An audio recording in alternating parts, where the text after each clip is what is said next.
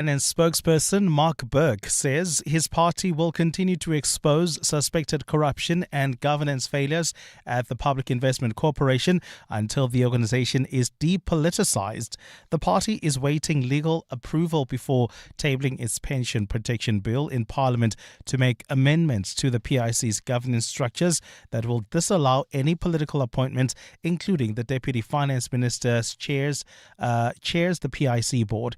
Making the announcement yesterday, Burke said that the party is taking steps to protect the pensions of civil servants from what he calls a bonfire of governance. Lindsay Dentlinga reports. Despite amendments to the PIC Act in 2021, the DA says these did not go far enough to address the main recommendations of the Mpati Commission. DA MP Mark Burke says as the PIC increasingly collaborates with overseas organizations, more questions will be asked about its governance. And at some point, if it keeps going the direction it's going now, it does leave counterparties exposed for the way that they're engaging with what's increasingly coming across as quite a corrupt still entity. The DA claims it's been sidelined from initiating governance interventions at the PIC and believes Deputy Minister David Musondo has not been truthful about the extent of the problems. We will keep picking at the knitting of the lies of the ANC around the PIC to expose them. We will keep taking on board reports from whistleblowers who keep popping up. Burke believes the PIC's unlisted portfolio is still problematic and says the PIC is using its asset base to shield itself from money that's going missing. Lindsay Dentlinger, Eyewitness News, Parliament. And a U.S. Army veteran has been arrested for starting a fire outside a government building in New York. Apparently in protest against President Donald Trump's immigration policies, Andrew Arabaka allegedly poured gas outside the Manhattan office block before setting it alight using a lighter and a firework. Officials say 2 government employees and 1 civilian suffered minor injuries in the building, which houses immigration courts and an Office of Immigration and Customs Enforcement. ICE, chiefly responsible for Trump's mass deportation push, has drawn criticism for its heavy-handed tactics, including the fatal shootings of 2 immigrants this month and 2 U.S. citizens earlier this year. Gold is trading at $4,047.27 an ounce. The rand is at 16.48 to the dollar, 22.15 to the pound, 18.81 to the euro. Brent crude oil is at $88.50 a barrel. If you're leaving Killarney, expect slow-moving traffic on the M1 South from the Killarney Bend to Jan Smarts Avenue. And if you are in Edenvale, you can still expect some slow-moving traffic on the R24 West towards the Kalulis interchange. A fine day in store for Gauteng. The temperatures will peak at highs between 21 and 23 degrees. The top story in EWN this hour. The Johannesburg High Court is set to deliver judgment in the case of the man accused of starting a fire that killed 76 people in the Usindiso building nearly 3 years ago. EWN, in touch, in tune and independent. For the latest, visit ewn.co.za or download the EWN app. Visit primemediaplus.com to enter 702 Josie My Josie Walk the Talk. Hosted by the City of Johannesburg. Walk with the people, for our Josie. For Joburg, by Joburg, in Joburg. Bamise bonke. You're with Clement Manyathela On 702. Let's Walk the Talk, streaming on the Prime Media Plus app, DSTV channel 856, 92.7 and 106 FM.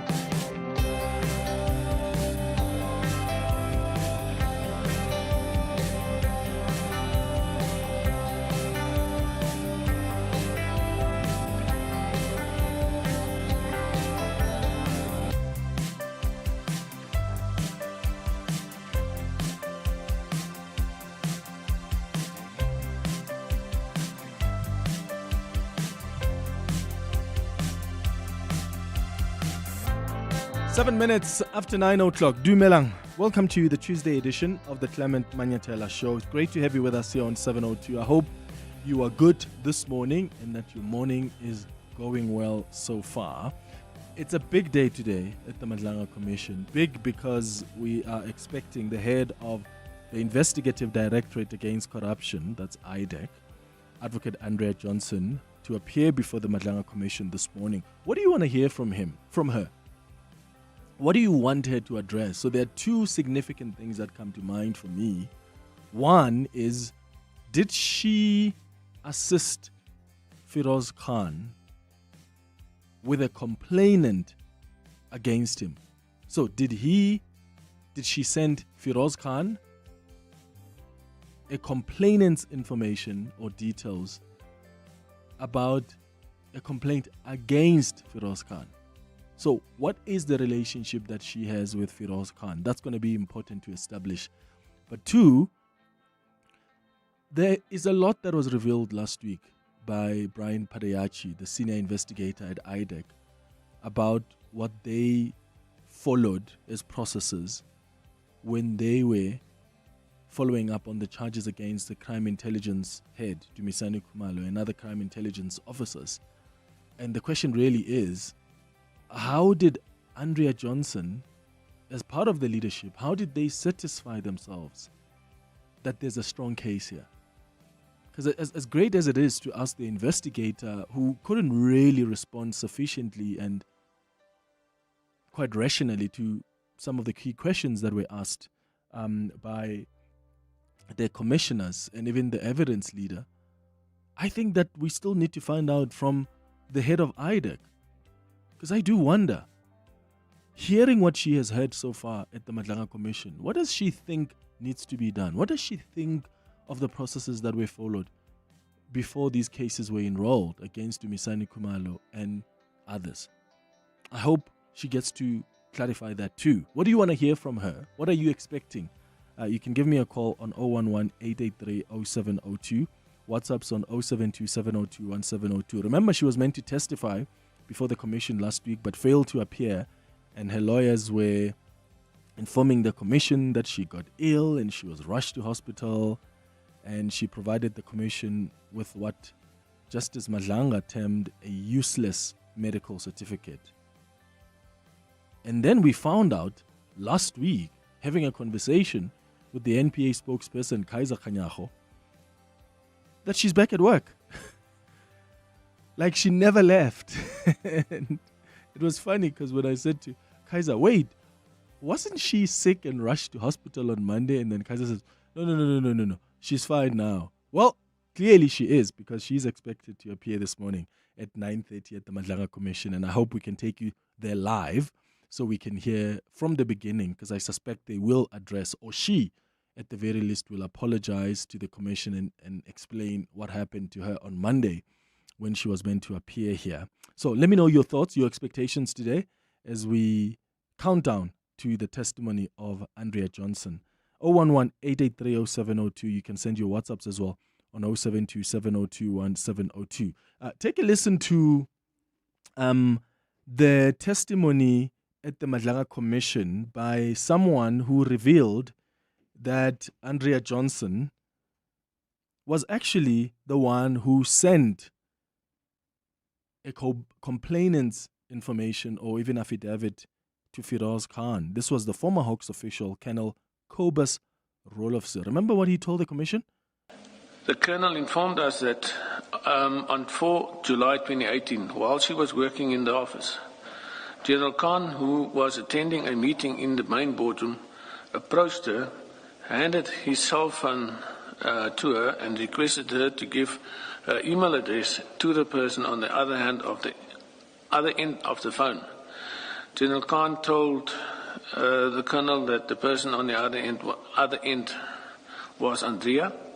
She did not immediately recognize the voice, but it was a female voice on General Khan's phone. Paragraph 6. According to the colonel, the female caller requested her personal email address and she complied. The colonel told us that the female caller told her that she would send her an email, and the contents of the email must be given to General Khan, and thereafter the colonel must delete the email. Shortly after the call, the colonel received an email from a Gmail address bearing the name Andrea Johnson at... Colonel, you don't have to read the Gmail address into the record. Okay. So you can just start with the subject header. The subject header of the email was Betlek complaint. The email had photo attachments and an audio file. The email contained photographs of the A1 statement of Brigadier Betlek, at the time a crime intelligence officer, in a criminal complaint by her against General Khan for assault common and intimidation, as well as a J88 report, medical report, and an audio recording of General Khan taken at the time of the alleged incident. The alleged incident took place on 26 June 2018, and the A1 was commissioned on the same day at Silverton Police Station, and a case opened under Silverton case number 42206. So, Andrea Johnson, when she appears this morning, has to respond to this claim. Is she going to deny it? I mean, if she's going to deny it, as you can hear, I mean, in fact, I remember this former Hawks official, Colonel Cobus Rolfse, did say that the lady that Andrea Johnson sent an email of this complainant's affidavit or information and said, please print it and give it to Firoz Khan and delete the email. I think Rolfse said the email is still there. So the lady that Andrea Johnson sent the email to didn't delete the email. So if she says to the commissioners that's not true, then, I mean, she runs the risk of Rolfse revealing that email from the lady who never deleted it. And now she must explain why she sent it to this lady. Or she may come up with all sorts of reasons why she sent the complainant's information to this woman. I mean, she could, I don't know, she could argue that it was a mistake or it was for whatever particular purpose, but she's going to have to justify, because that's quite an important statement that you can't misuse. You can't be reckless about it, especially when the other people that the person is complaining against have not been given an opportunity to respond. So that's going to be interesting to hear how Andrea Johnson responds to that. So at 10 o'clock, in fact, 9:30 already, we're going to take you live to the Madlanga Commission, and we'll stay on throughout the second hour as well, as we listen to the testimony of Andrea Johnson. That's how important it is. I mean, we are now nearing possibly the end of her career as the head of IDAC. Who knows what's going to happen to IDAC? But she's really at a crossroads. And unless she's able to come and give a rational explanation, and she better know better, because she's not coming here to sit in front of members of parliament in the ad hoc committee. She's coming here to sit in front of evidence leaders and commissioners who have got so much that's come from their investigators, who are going to cross-check every single thing that she says. So from 9:30, we're going to take you live to the Madlanga Commission. At 11 o'clock, though, we're going to do our World of Work feature. Today, we're discussing skills mismatch and how that affects the job industry. I mean, our labor market is undergoing a quiet but serious transformation, right? One defined by less to few jobs overall, and more by a mismatch between the skills employees need and the qualifications that job seekers actually hold. So there's a disconnect between the talent that's available in the labor market and the qualifications employers are actually looking for. And then we're going to wrap up the show at 11:30 with our health and wellness feature. Today we're looking at the hidden contents of your favorite winter beverages. So winter is upon us. We are right in the middle of it. And that means you're reaching for something warm, that cappuccino before work, maybe that latte in the meeting, a hot chocolate in the evening, or a few extra cups of coffee to get you through the day. But these drinks, as comforting and harmless as they might come across, many of them contain far more sugar, calories, and fat than people actually realize. So we'll tell you more about what you need to be cautious of at 11:30 on our health and wellness feature. That's the show coming up over the next 3 hours. Clement Manyathela, streaming on the Prime Media Plus app. DSTV channel 856, 92.7 and 106 FM. Good morning, 702. Good morning, Tate Manyathela. I'm not expecting anything from this Johnson. Even if the evidence proof, even if there's complete evidence, she's going to deny. She is going to say, I didn't. They always deny, even if the facts are there. So, Kefala formality or Aida, but now I'm not expecting anything from her. She is going to deny. That's how cruel, that's how they are. They are like that. They going to deny. But the evidence will be shown, will be there. But denying is their game. Thank you, Tatemanya Taylor. Good morning, Madi Major. What I want to hear from Andrea Johnson is why did they interfere in an HR matter? Secondly, I want to know why did they think Mukwele will commit crime in the near future? And thirdly, I want to know why didn't they read the job advert, because external applicants were also welcome to apply for this post. Thanks, Madi Major. Thanks, Clemmy. Have a good morning. Bye. It's Jabli Sile from Midrand. Good morning, Clement and 702 Landers. This is Asanda from Nigel. I think out of anybody in this entire commission, I'm most hurt by Andrea Johnson, because I remember when IDAC was established, she was this person who came from the Scorpions, and I had so much hope in her up until all these allegations came to light, and really I've been so hurt. Yeah, look, of course, anybody who heads an institution that's so important in the country's fight against corruption ought to have our support, right? And you ought to have some kind of confidence in them.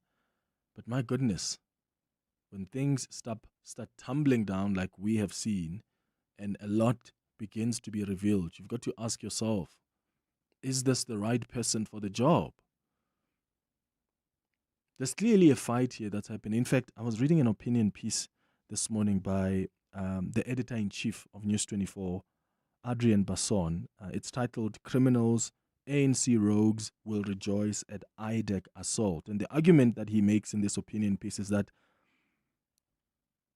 there's no doubt that there's an attack on IDAC. And he even references the Scorpions and the collapse of that institution, and how it was beginning to be a threat to some of the ANC officials who have found themselves in corruption or have been accused of corruption, facing corruption allegations, and as a result, they started building up a case against the Scorpions. And I'm not sure if the same, you could exactly take that framework and say that's exactly what's being applied here. And even if that is the case, I don't think we must justify what has happened at IDAC because there are people that are trying to get the IDAC to be disbanded, or that are trying to get Andrea Johnson to be fired. I think two things can exist at the same time. Yeah, sure, maybe there are people in the ANC or in society who are threatened by IDAC. But also, let's be real. We're dealing here with a reality that Andrea Johnson's institution of IDAC has come out, and they were not able to explain why they went and investigated an HR matter when they didn't even look at the job advert. Why would they go and charge Mukwele for a crime that she may or may not commit in the future? It just doesn't make sense. Why would Andrea Johnson send such sensitive information to Firoz Khan, information about the person who was complaining against Firoz Khan? Those are important questions to ask. And sure, you can look at the attack on IDAC and make all sorts of conclusions about why people are raising concerns about IDAC, but please don't delegitimize what already exists as the concern.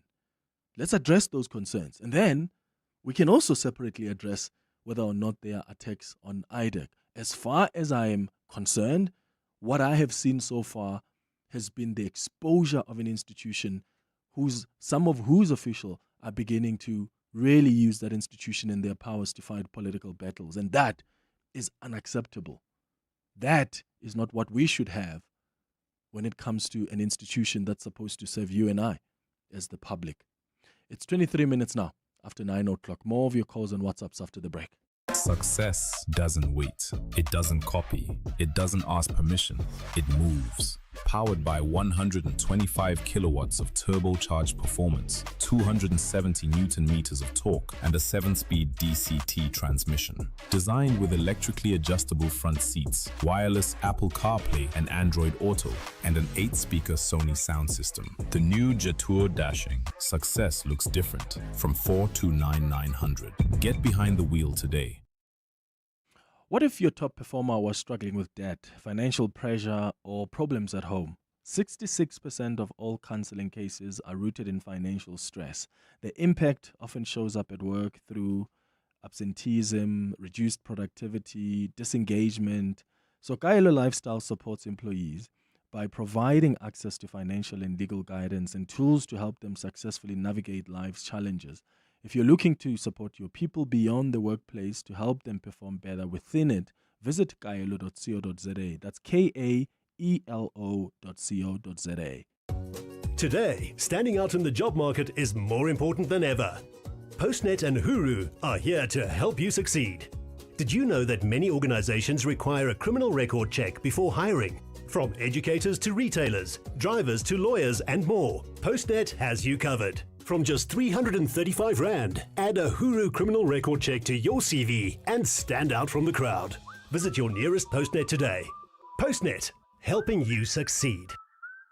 Find your next design obsession at Decorex Joburg. From the 30th of July to the 2nd of August, the Sandton Convention Centre becomes the destination for the latest in decor and design. Explore over 450 exhibitors across 5 levels, inspiring talks and live demos, plus the property show by Private Property. Download the Decorex app and plan your visit today. Decorex Joburg, 30th July to 2nd August. Tickets at decorex.co.za and at the door.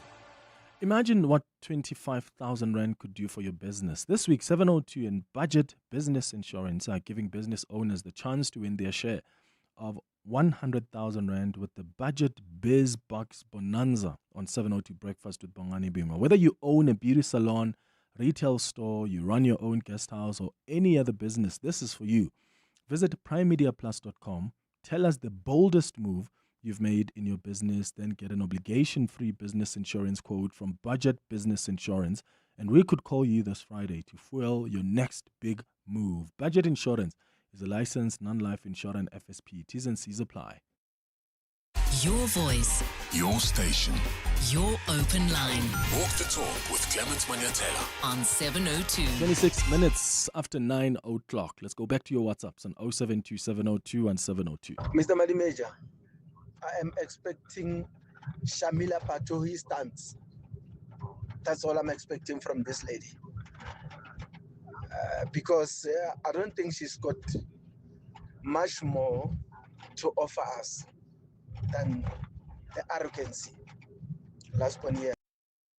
Morning, Clemmy.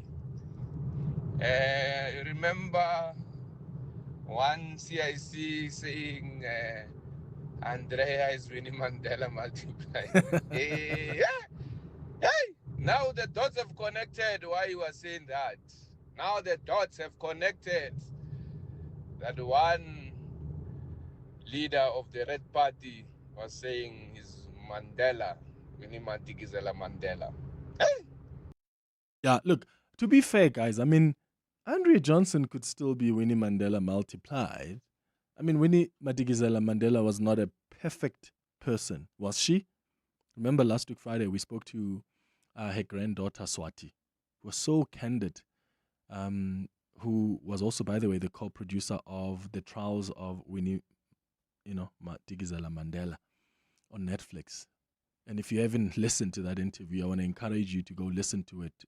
She really was candid about just what, even as grandchildren, they struggled with when it comes to their grandfather, Nelson Mandela, and how he was able to forgive an apartheid regime, but wasn't so much able to forgive Winnie Madikizela Mandela.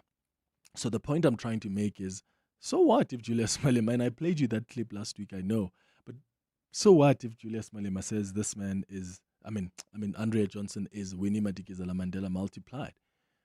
That doesn't mean she has to be perfect. But you make a good point that you have to connect the dots. So why did Malema say that? Well, who knows? But who is Malema close to? Firoz Khan. Who is Firoz Khan clearly close to? Andrea Johnson. Who is Firoz Khan's likely close to at work? Probably Andrea Johnson's husband.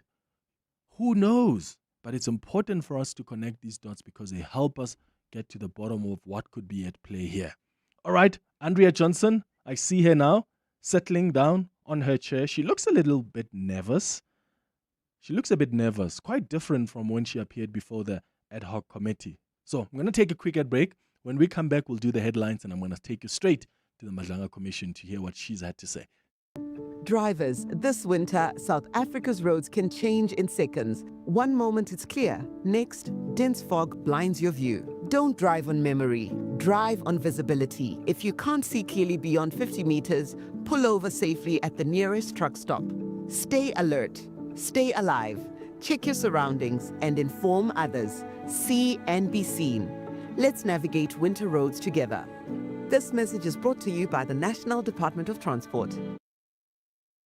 On Sunday, the 26th of July, Absa and Mazda are making your 702 Josie My Josie Walk the Talk truly iconic, with a chance to win a brand new Mazda 2 on the day. To enter, download, register, and transact on the Absa banking app between the 26th of June and 20th of July 2026. Josie, Absa sees you. Asambe. Absa is an authorized financial services and registered credit provider. Competition terms and conditions apply. Elevate your flying experience with Lift Premium. Enjoy even more space, comfort, and convenience with priority boarding, extra baggage allowance, and complimentary lounge access. Visit lift.co.za today.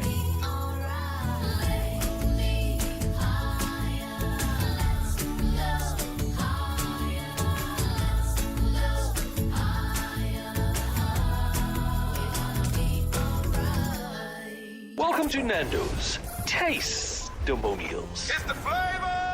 Real reviews by real people. Dolly from Boertersig is vegetarian-ish, with a reputation to uphold. Here's what she whispered about the half chicken and a single side for $1.25. Shh. What? I don't eat chicken, but for Nando's, I make the exception. Well, good thing there's a salad on the side, for appearances. Of course. Nando's. Oh, what a place. Joburg is more than just a city. It's an energy, a pulse, and a feeling connecting everybody. The heart of Mzansi. It's Joburg, you know? In celebration of this, 702 has partnered with Josie My Josie, and we're calling on you to walk through the city center with us. Walk the talk. In the 702 Josie My Josie Walk the Talk. Babise bonke. On Sunday, 26 July, we're going to the iconic Joburg CBD, the home of dream creators and operators, where we dominate and history make. So join us and be a part of something special. I'm ready to rock this book. Because when Joburg walks together, extraordinary things happen. Enter now on primemediaplus.com and get ready for 702 Josie My Josie Walk the Talk this July, hosted by the City of Johannesburg. Walk with the people, for the people, for our Josie. Babise bonke. Enter Walk the Talk now on primemediaplus.com. 9:31, time for the latest in Eyewitness News headlines. Fiso, hi. Thanks, Clement. Good morning. IDAC head Andrea Johnson has arrived at the Bridget Mabandla College, where she's expected to testify at the Madlanga Commission. She missed her scheduled appointment last Monday, saying that she had to be rushed to hospital. She is expected to testify about her alleged relationship with embattled top cop Firoz Khan and the motivations behind IDAC's decision to go after senior crime intelligence officers. The Johannesburg High Court is set to deliver judgment in the case of a man accused of starting a fire that killed 76 people in the Usindiso building nearly 3 years ago. Stembiso Mhlalose initially admitted to igniting the blaze that ripped through the hijacked property, but later tried to withdraw his confession, claiming it was false. And DA Finance spokesperson Mark Burke says his party will continue to expose suspected corruption and governance failures at the Public Investment Corporation until the organization is depoliticized. Those are the headlines. This EWN and more at 10 or as it happens. EWN Traffic. Traffic has eased up across most parts of the province with only a few stubborn hotspots remaining, like the R24 West through Edenvale is still moving slowly towards the Kalulis interchange, while the M1 South is also experiencing slight delays. This is from Greyston Drive through Ethel Oaklands in Melrose. You can also look out for faulty traffic lights in Woodmead at Woodmead Drive and Woodlands, in Fourways at Monte Casino and Winnie Mandela, as well as in Sunninghill at Rivonia and Witkoppen. In Pretoria, traffic lights are also out in Groenkloof at Eufis and Monument, in Pretoria North at the R566 and Paul Kruger, as well as in Pretoria CBD at Paul Kruger and Steuben. If you come across any other traffic, please feel free to send us a WhatsApp voice note to 072 702 1702. There's more EWN on air, online, and on the EWN app. What's so exciting for me about this year's event is that we're going back to a place I know so well. I just haven't been there for so long. I'm so excited about going to that precinct around the CBD, the life, the people, the history that is there. All of that is what makes me so excited about this year's Walk the Talk. You should take part in this year's Walk the Talk because it's a coming together of the 702 family of a community. If you like that feeling of being part of something, of watching your children being a part of something bigger than you. That's what the 702 Josie My Josie Walk the Talk is all about. This year I'm going to walk the full 15 Ks. I want to see as much of the inner city of Joburg as I can. I want to walk it in a way I've never walked it before, and that's important for me. To enter 702 Josie My Josie Walk the Talk, go to primemediaplus.com. It's very simple. We'll see you there. I'm looking forward to seeing you there. We're going to have a great time. Corporates That Care promotes and encourages corporate leaders and all citizens to walk the talk for a better South Africa. Catch Corporates That Care this Wednesday at 10 to 9, featuring CTICC. Their CEO, Toby Mutlabane, will be in conversation with Bongani Bing. Join us every Wednesday as we highlight the efforts of companies and brands dedicated to building our country. Corporates That Care is a Prime Media Cares initiative with 702 and Prime Media Outdoor. 702, let's walk the talk and make a difference together. Johannesburg is calling. Join thousands of Joburgers on Sunday, 26 July for the 702 Josie My Josie Walk the Talk in proud partnership with Standard Bank. Experience the energy and spirit of the City of Gold as you walk through the historic streets of Joburg CBD, celebrating a city on the rise. As an iconic brand deeply connected to Johannesburg, Standard Bank invites you to be part of a movement that's bringing communities together and showcasing the best of Josie. Starting and finishing at Ellis Park, this is more than a walk. It's a celebration of our city and its growth journey. The 702 Josie My Josie Walk the Talk, proudly partnered by Standard Bank. This is what progress sounds like. At South African Airways, we've added more aircraft to the runway, increased our flights from just over 1,000 in 2021 to over 24,000 last year. And we continue to add more destinations and routes. It's steady progress over time. We know there's still work to do, but every day we're building something stronger. An airline that shares the resilience of the country it carries. South African Airways. Book your next flight at flysaa.com today. Your voice. Your station. Your open line. Walk the talk with Clement Manyathela on 702. 24 minutes before 10 o'clock. All right, we're taking you straight to Pretoria now, live at the Madlanga Commission. Andrea Johnson has now taken the hot seat. So far, they've indicated that she's provided a full medical certificate now, and the evidence leaders don't intend on challenging that. But also, her lawyer has just told the commissioners that she is not involved in the cases that are being investigated against Dumisani Khumalo and other crime intelligence officers, because she asked that she be allowed to recuse herself because she may be conflicted. So that's what's happened so far. Let's now continue listening to the commissioners and Andrea Johnson's testimony. connected to Advocate Johnson? No, Chair, I have an explanation for that. Yes. It has just come to my attention because I had to turn back and look at them. I understand who they are. They don't have any authority in regard to the issues that we're debating. They are Ms. Johnson's protectors. Oh. They would be useful to you when they have to protect her, bringing those documents to you. Insofar as you asked me, Chair, whether we adopt a formalistic approach, I don't have instructions, but in the short time that I've been involved with IDAC, my experience has been that there's a lot of authorizations and red tape, the typical thing that you would find in government institutions. So in as much as I would make a few calls and nudge and ask that the documents be made available, I would still request that a formal subpoena be issued so that when it is later asked on what basis were specific documents made available, then there's something to rely on. That does not, of course, mean before that process is undertaken, I would not make the requisite number of calls that must be made. I was about to say exactly that. I'll come back to you just now, Mr. Lo. I was about to say perhaps the two processes should run parallel to each other. And I hope sense will prevail and that there will not be an insistence on a subpoena, especially on material that they do not own personally. Indeed. It's just public information, as it were. Public not in the sense of it being in the public domain, but public in the sense that it actually belongs to us as the populace, as South Africans, in that sense. Yes. May I just close off by saying, in relation to the two earlier subpoenas, at the time when they were out, I didn't have time with Advocate Johnson because of what had happened when he was supposed to appear before he was indisposed, and then I couldn't have access to her.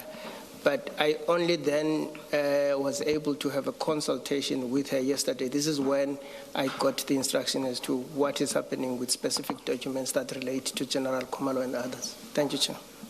Thank you. Ms. Thank you, Chair. I think I'm at a bit of a loss. We address subpoenas to the institution.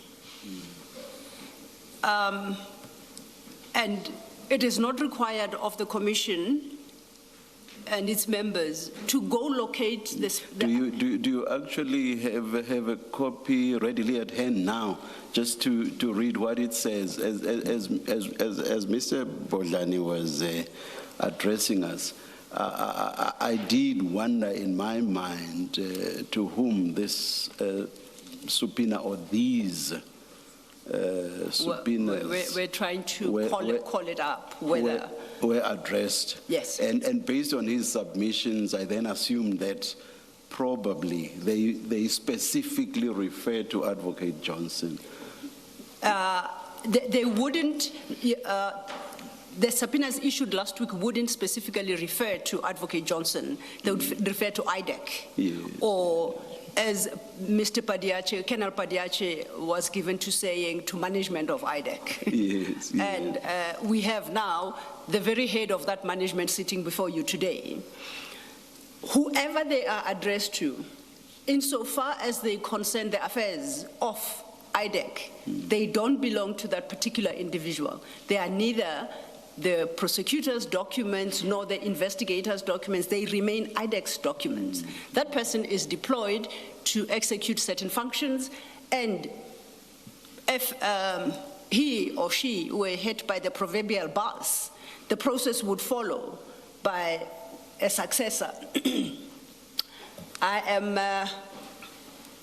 One is showed up to me now, by way of example, Chair, in response to your question, the subpoena. This would be the subpoena dated the 20th of July, 2026. This is addressed to Advocate Andrea Johnson in her capacity of investigating director of the Investigating Directorate Against Corruption, IDAC. So I would argue this is addressed to IDAC through its head, the investigating director, Advocate Johnson, sitting before us here today. In my view, it is the appropriate way to address such subpoenas and such requests. It is to the institution. Upon receipt, the institution will determine who is the best placed person within that institution to deal with that subpoena to enable the institution to respond thereto. So, to the extent that it is suggested that it depends on who it was addressed to, we don't address subpoenas and requests to various members of an institution. It is to the institution, and the head or the right person in the institution will make a determination as to whom to direct that to enable the institution to act accordingly. The second issue is I understood my learned friend to reference what he called the Khumalo matter that is currently in court, and the arrest of Khumalo. And I think, if I understood him well, I speak subject to correction, of course, advised that Advocate Johnson has since been relieved of her duties, has been relieved of her responsibility in respect of that matter, something to that effect. To the extent that I understood him correctly, I just want to place on record that we know we have before us the investigating director of IDAC. We do not have, or neither have we been served, with any document that informs the Commission that there are certain aspects of IDAC that Advocate Johnson is not responsible for, as at the 18th of June. So as far as we are concerned, we are speaking to the right person who is responsible for all matters within IDAC. I do not know who has relieved her of certain duties insofar as that arrest is concerned, but I just want to place on record that we have nothing so advising us. We go by the provisions of the Act to determine who is responsible for IDAC, and that person we submit as the appropriate person to engage on all matters pertaining to IDAC. Lastly, although we will traverse the issues regarding the arrest of General Khumalo and others, the subpoena specifically issued yesterday related to a slightly different topic, though relevant. Commissioners, you will recall that when Colonel Padiache was testifying, we referred to the Section 28 summons that were issued. And in this regard, I would like to, if you could make this note, it's the Section 28 summons dated the 6th of February 2025. It is to be found in File 3 of the IDAC exhibits. And this particular subpoena, when we engaged Colonel Padiache on in its Annexure B, which specifies what documents are required, this subpoena provided that IDAC required original complete applications for security clearances and vetting files for the following senior officers of the South African Police Service.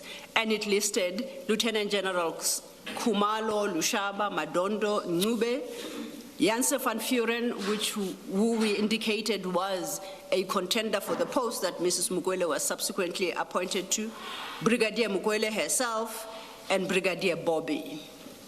A question arose during engagement with Colonel Padiache as to the relevance of security clearances and vetting files for Generals Khumalo, Lushaba, Madondo, Ncube, and Bobby.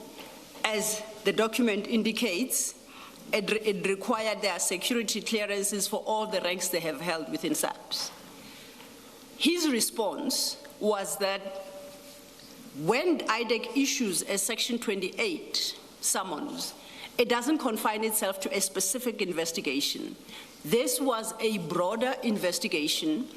This was a broader summons to cover other ongoing investigations within IDAC, to a question whether is IDAC seized with an investigation into the security clearances and vettings of those personnel. Colonel Padiache explained as part of investigation into the use or abuse of the Secret Service Fund. A further question was posed to him whether that particular investigation, as authorized in terms of a Section 27 affidavit/affidavits or Section 28 sub 1 of the Act, which empowers the ID to initiate an investigation. His response, not surprisingly, was he is not in a position to, I think either he's not in a position to so state or management would be able to speak specifically to that issue.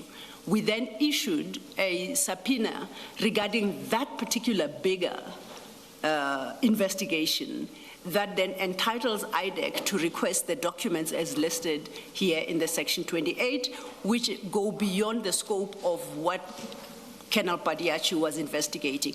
It is important to draw that distinction because to the extent that Advocate Johnson may have been or is excused from dealing with the arrest, the issues arising from the arrest of Generals Khumalo and others, that does not address the bigger investigation which looks into the security clearances and the like of these generals.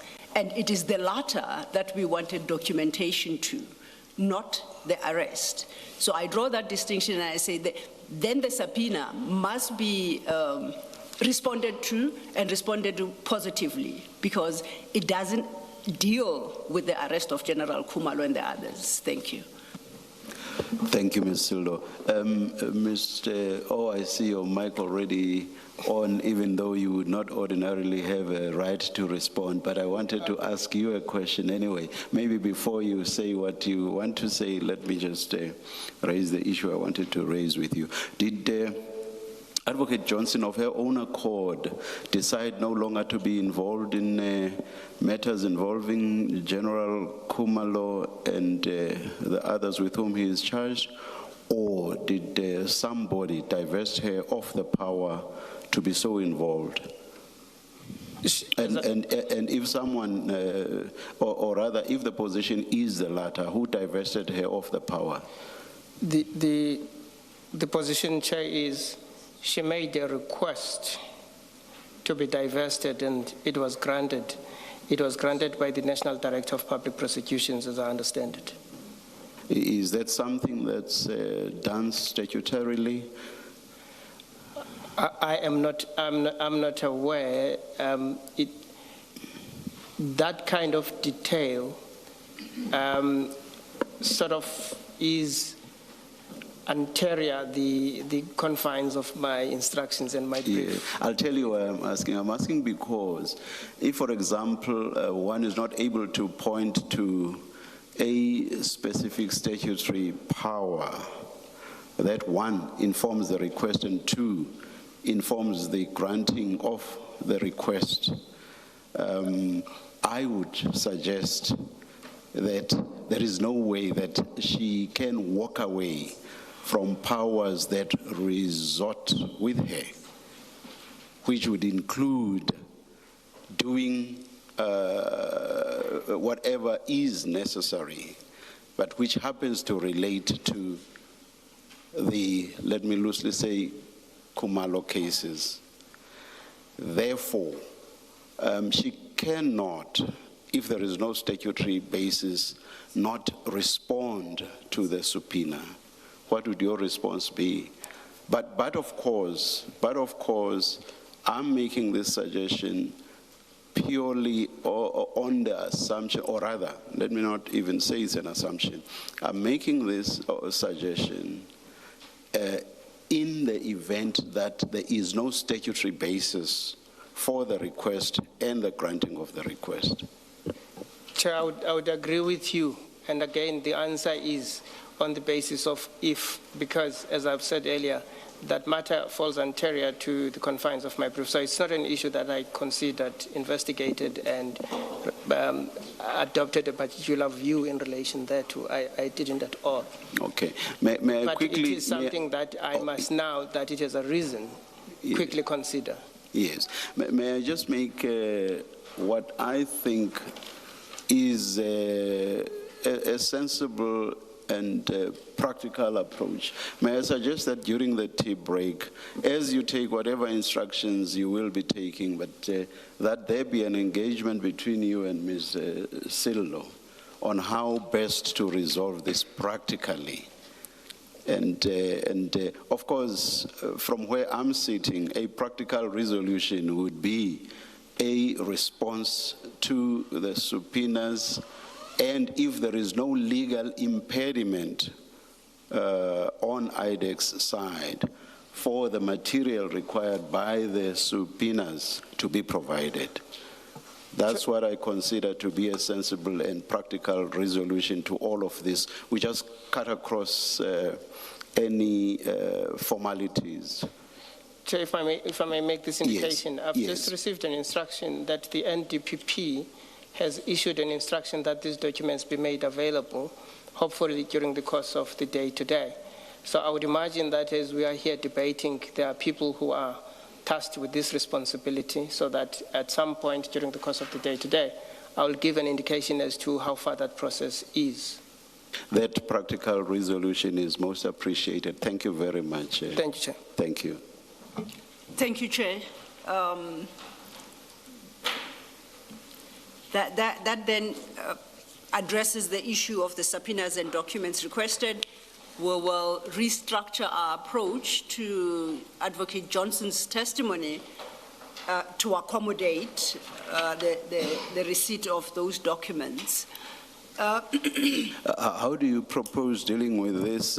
I hope I did not miss anything. I saw 3 statements by Advocate Johnson. There's what I should call the main statement, and then right at the end of my thinner file, I have a supplementary statement, and then I have one that I was given yesterday, which raises Advocate Johnson's protection against self-incrimination. Yes. Do I have all 3? You have all 3. Or how do you propose doing the part of the evidence where we are not probing except for clarity-seeking questions? You start with the main statement, then the supplementary, and then lastly, the one I and hopefully my colleagues as well got only yesterday. Yes. In that order. That is correct, Chair. The third one came in yesterday. Yes. That was the next issue I was going to address, to indicate that there are now 3 statements by Advocate Johnson. The first from October 2025, the second from July 2026, and the last one coming in yesterday. I have had a brief conversation with Advocate Bodlane regarding the third statement, and we have agreed that we will use the tea adjournment to have discussions, because the main question that arose was whether or not, before that statement is engaged with, it is necessary to have a full-blown legal argument before you, for the commissioners to determine whether the issues and the defenses raised therein are appropriately raised, whether they are valid, and whether they are upheld by the Commission. So it's a question of process rather than content at this moment. We believe that during the course of the tea adjournment, during our engagements, we'll be able to find each other about how we treat that. The idea being, it would not be appropriate, much as Advocate Johnson is an advocate, IDAC is fully represented before you. So it's not a debate by right I should have with the witness, it's a debate I should have with her legal representatives. So for purposes of the record, as we start, we are going to place the 3 statements on record. We will not have reached the third statement before tea, and hopefully after tea we then will be able to... will be able to indicate to you how we approach the third statement. Thank you, Chair. Thank you, Mr. Thank you. Ms. Silva. Against that background, then, Ms. Johnson, so much has been said about you. I don't even think I greeted you this morning. Good morning. Morning, ma'am. Thank you. You should have before you a single file on the spine. I don't know if it has been updated. It should read Andrea Johnson statement and supplementary statement. But as of yesterday, now a third statement has been added in. Is that correct? Is that what you have?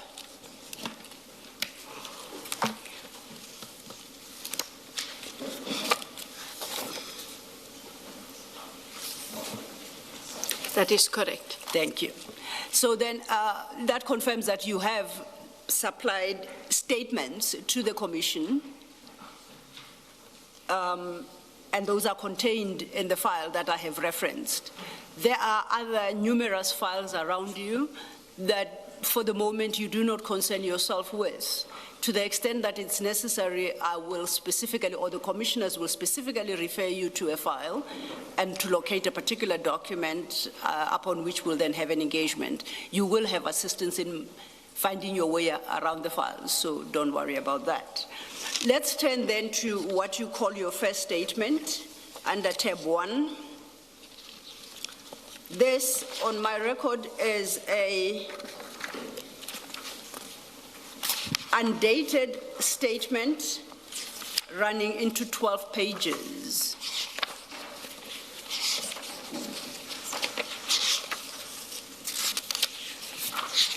Do you have that at page 12 at the bottom? Right, so while they're still confirming some of the bundles that Andrea Johnson should be having and the ones they're going to be relying on during this testimony, let's get the latest in Eyewitness News headlines. When we return, we'll take you back to the Madlanga Commission. This is EWN. Good morning, I'm Sfiso Zulu. Proceedings at the Madlanga Commission have started this morning, where IDAC head Andrea Johnson is expected to testify. Johnson missed her testimony last Monday due to ill health after saying she had to be rushed to hospital. She is expected to testify about her alleged relationship with embattled top cop Feroz Khan and the motivations behind IDAC's decision to go after senior crime intelligence officers. Johnson's legal representative, Apla Bodlani, addressed the Commission a short while ago about subpoenas issued for certain documents relevant to Johnson's testimony.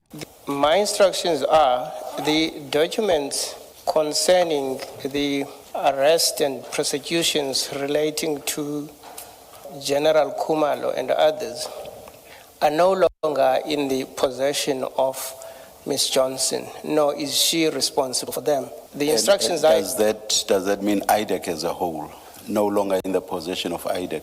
What I understand, Chair, is that since the 18th of June or thereabout, Ms. Johnson asked that she be relieved of the responsibility to deal with those matters, given what was said at some point, even about her personally. Proceedings continue. The Johannesburg High Court is set to deliver judgments in the case of a man accused of starting a fire that killed 76 people in the Usindiso building nearly 3 years ago. Stembiso Mdlalose initially admitted to igniting the blaze that ripped through the hijacked property, but later tried to withdraw his confession, claiming it was false.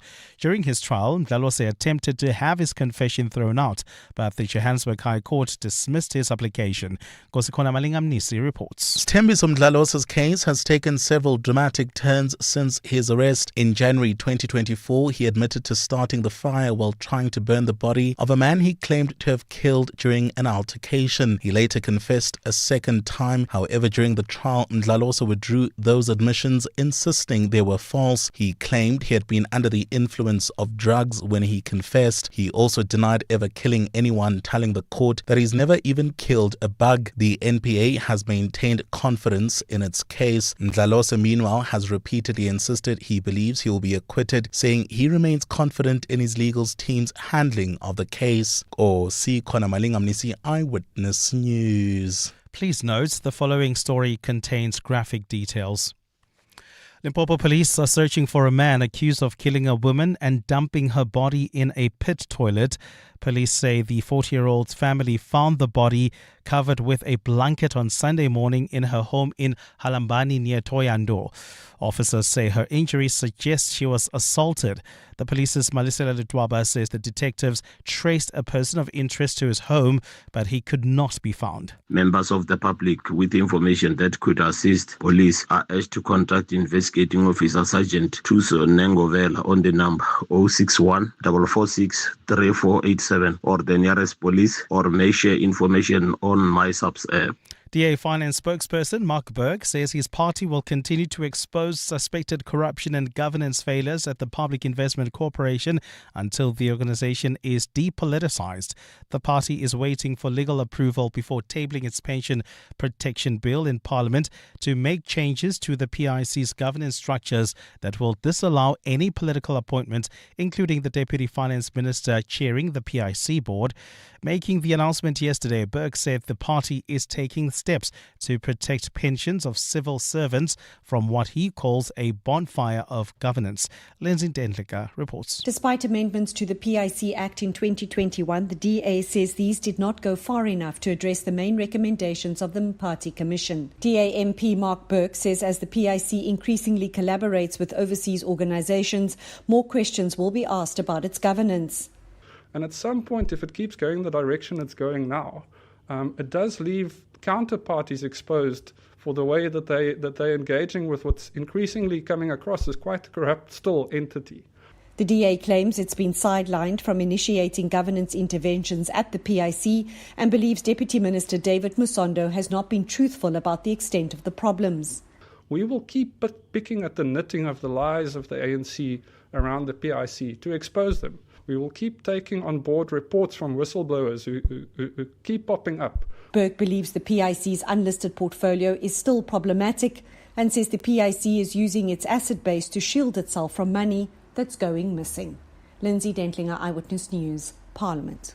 Gold is trading at $4,047.27 an ounce. The rand is at 16.48 to the dollar, 22.15 to the pound, 18.81 to the euro. Brent crude oil is at $88.50 a barrel. In the traffic, look out for roadworks on the N3 North, causing slow-moving traffic between the Galulis interchange and Modderfontein, and the R24 remains a little bit sluggish as well as you head towards the Galulis interchange. A fine day in store for Gauteng. The temperatures will peak at highs between 21 and 23 degrees. The top story in EWN this hour. Proceedings at the Madlanga Commission have started this morning, where IDAC head Andrea Johnson is expected to testify. EWN, in touch, in tune, and independent. For the latest, visit ewn.co.za or download the EWN app. We're calling on Joburg to walk the inner city with us. In 702 Josie My Josie, walk the talk. Babize bonke. Enter now on primemediaplus.com. You're with Clement Manyathela on 702. Let's walk the talk. Streaming on the Prime Media Plus app. DSTV channel 856, 92.7 and 106 FM. 6 minutes after 10 o'clock, Dumelang, welcome to the second hour of the Clement Manyathela Show. Thank you for staying with us here on 702, and thanks for your contributions in the previous hour on the 702 open line. So we are live at the Madlanga Commission this hour. We started in the previous half hour, and the reason is that Andrea Johnson, the head of IDAC, is now on the hot seat, is testifying. So far you haven't missed much. They've just been confirming whether or not the documents that the Commission has subpoenaed that relate to the arrest of Dumisani Khumalo and other crime intelligence officers will be sent to the Commission. And Johnson's lawyers were saying that, well, she doesn't deal with matters because she's recused herself. So she doesn't deal with matters related to that case of the head of crime intelligence, Dumisani Khumalo, and other officials.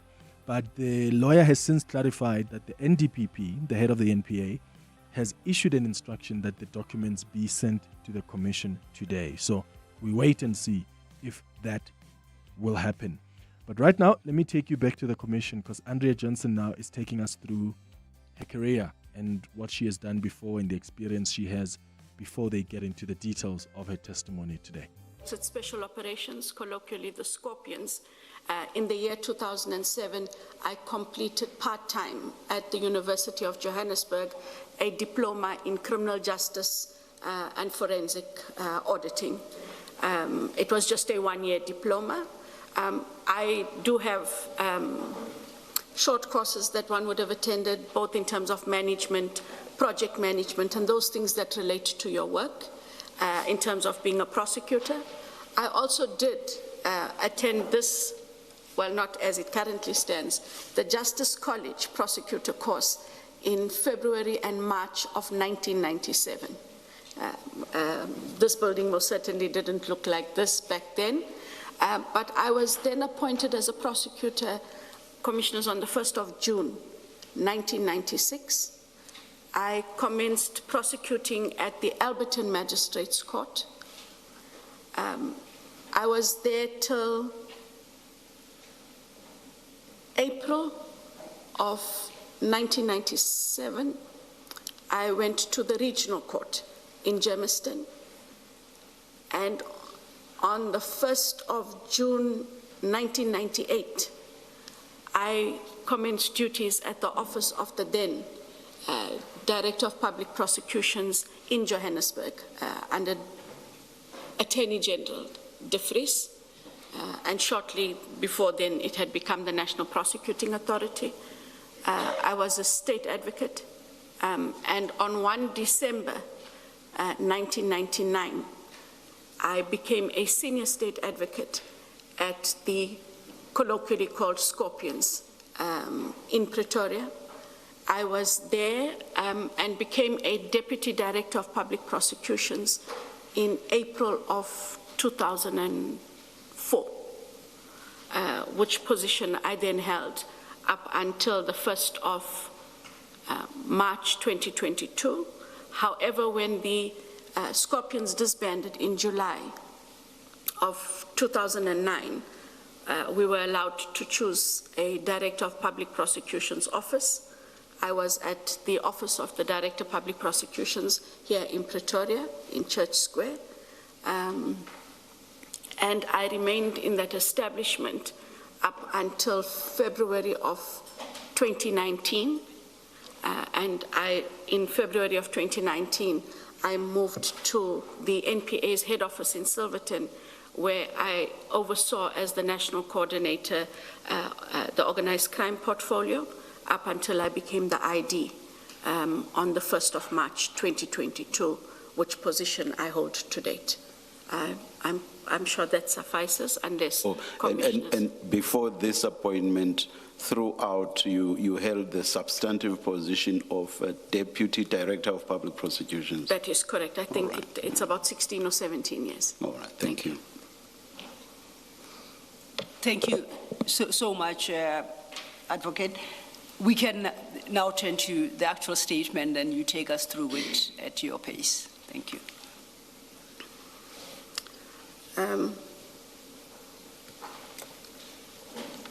So the statement before you, Commissioners, I did confirm the truthfulness of the statement. I am an admitted advocate of the High Court of South Africa, that admission having been done on the 5th of November 1998 at the High Court before a panel of judges in Johannesburg. At the time when this was done, I was a state advocate, and so we had to then have that admission, and which position as advocate I have held then, since then. I have been in the employ of the National Prosecuting Authority, having reached 30 years of service on the 1st of June 2026. And currently I hold a rank of Investigating Director at IDAC, the Investigating Directorate Against Corruption. Is that equivalent to a DPP's position or not? That is correct, Chair. It is the DPP, and then the NPA also has special directors of public prosecutions. Those three are an equivalent in terms of rank. Thank you. I was appointed to the position of the ID by the President on the 1st of March 2022, and as Memehlapi indicated, I might summarize, but if I need to make reference to the specific provisions, I'm sure the commissioners will ask. I suggest that we should be formal here and Advocate Mehlapi, that we settle, yes. Yes. All right, so they're still going through just the work experience of Andrea Johnson. So I'm going to take a quick break while they do that. And when we come back, hopefully then they get into the nuts and bolts of why she's appearing today before the Madlanga Commission. It's 13 minutes after 10. Aubrey Masango. Weekday evenings, 8 to midnight.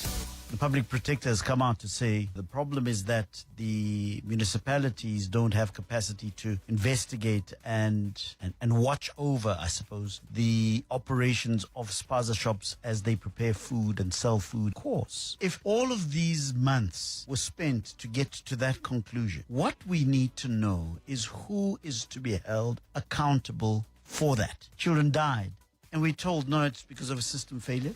Really? Aubrey Masango. 8 to midnight on 702. 702. On Sunday, the 26th of July, celebrate the iconic rhythm that makes Joburg more than just a city. At the finish line of 702 Josie My Josie Walk the Talk, Babiza Bonke, because this epic walk through the inner city all comes together with some of Josie's favorite artists, such as Babalwa M, Lebza, The Villain, The Buhle, Nomfundo Mo, Sam Deeb, Citizen Deeb, and Manana. So, after you've taken the scenic route, join us at the finish line for an afternoon of fun and relaxation. 702 Josie My Josie Walk the Talk, hosted by the city of Joburg. Some people wait for green lights. You create your own right of way. You move to your own rhythm. Calmly. No permission, just intuition. That's why you need a car that matches your energy. Introducing the all-new Aura 5 SUV, a compact SUV that's designed for your next move, for every kind of you. Visit gwm.co.za to book a test drive. GWM.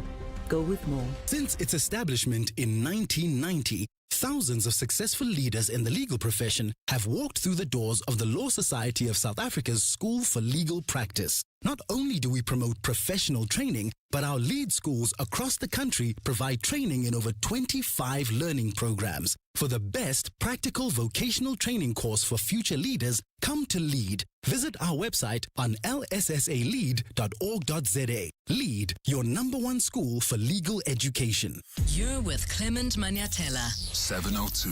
15 minutes after 10, back to the Madlanga Commission, where Andrea Johnson, the head of IDAC, is currently on the hot seat. Various issues I need to deal with if my answers to the issues above are to be sensible.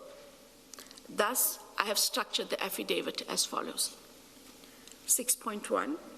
First, I deal with the mandate of IDAC. 6.2. Second, I introduce the charges against Lieutenant General Samuel Dumisani Khumalo, in brackets, Lieutenant General Khumalo, close brackets, and others. 6.3. Third, I deal with the arrest of Lieutenant General Khumalo. 6.4. Fourth, I establish the relationship between the charges faced by Lieutenant General Khumalo and the mandate of IDAC, and then answer the questions that have been referred to me. And fifth, I conclude.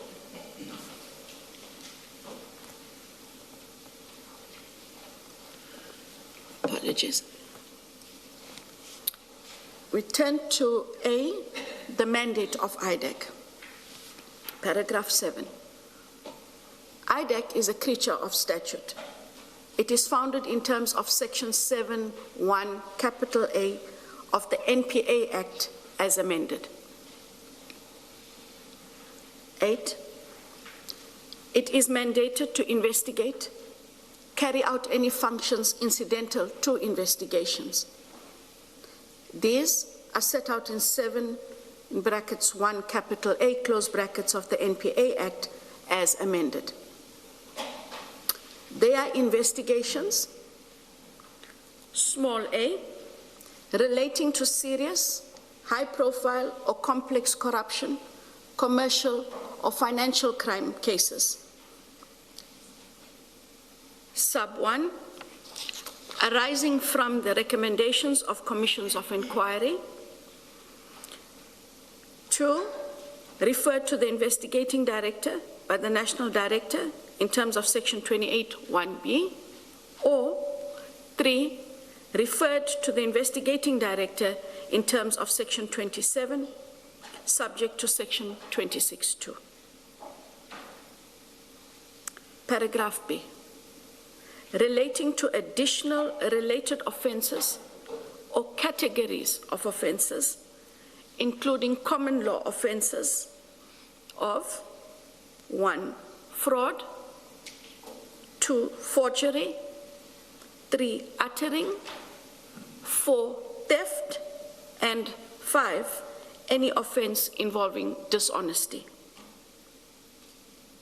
Paragraph C, relating to additional related statutory offences or categories of statutory offences, including contraventions of 1, the Prevention and Combating of Corrupt Activities Act 2004, that's Act number 12 of 2004, 2, the Prevention of the Organised Crime Act 1998, in brackets Act number 121 of 1998, close brackets. 3, the Protection of Constitutional Democracy against Terrorist and Related Activities of 2004, that being Act number 33 of 2004. 4, the Public Finance Management Act of 1999, that being Act number 1 of 1999. 5, the Local Government Municipal Financial Management Act 2003, that being Act number 56 of 2003. 4, the Financial Intelligence Center Act 2001, that being Act number 38 of 2001. And 7, any other statutory offence involving dishonesty, and D, where appropriate, institute criminal proceedings and carry out any necessary functions incidental to instituting criminal proceedings relating to any offence contemplated in paragraphs A to C.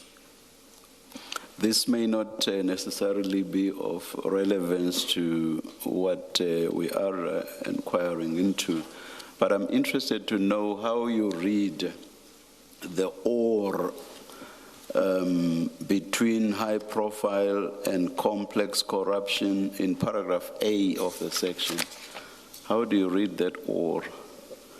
Do you read it literally as or, which would be problematic, or do you read it as and, which would also still be problematic?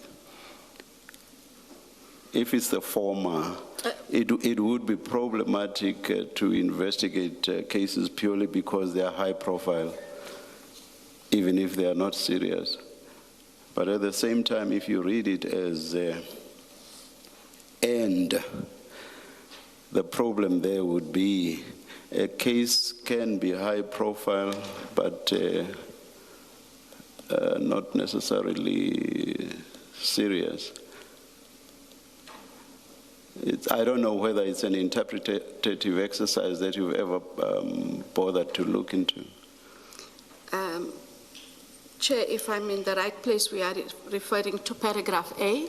Yes, yes, A. Relating to serious, high profile, or complex corruption, commercial or financial crime cases. Or the high profile goes with the serious that comes before. It goes with the serious that comes before. But what if it's not high profile? Then it may be serious but not high profile. Then it remains as serious or complex corruption, commercial. Anyway, let's not bother it. It's something that has exercised my mind, and I appreciate that. yeah. All right. Thank you.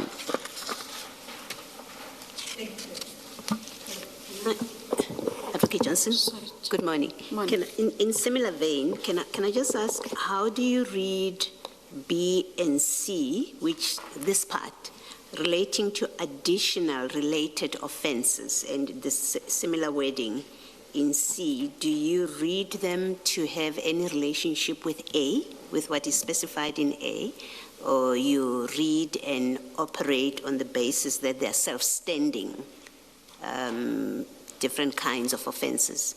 We have read them to be self-standing offenses in addition to. Just to make sure I understand, so you can investigate, or you do investigate, a case of fraud, even if it's not a serious, high-profile, complex corruption, commercial or financial matter. Correct. Thank you. Another problem that was raised by my colleague Commissioner Baloyi with Colonel Padayachi relates to the concept of specified offense, which appears a number of times in the Act, and it's supposed to be a defined term in accordance with Section 1. But what would have assisted with a definition, which is what was a subsection 1 in whatever the relevant section is, 7.1, it would have been a 7.1. That's been repealed, it's deleted, and you see ... there, which effectively means that there's no definition of what a specified offense is, and yet the Act is replete with references to specified offense, which suggests that there may be a problem there as well. I don't know whether this is something that the NPA has ever applied its mind to, or are we perhaps misreading the Act? The 7.1, in terms of the specified offenses, was deleted, and we have the 7.1A.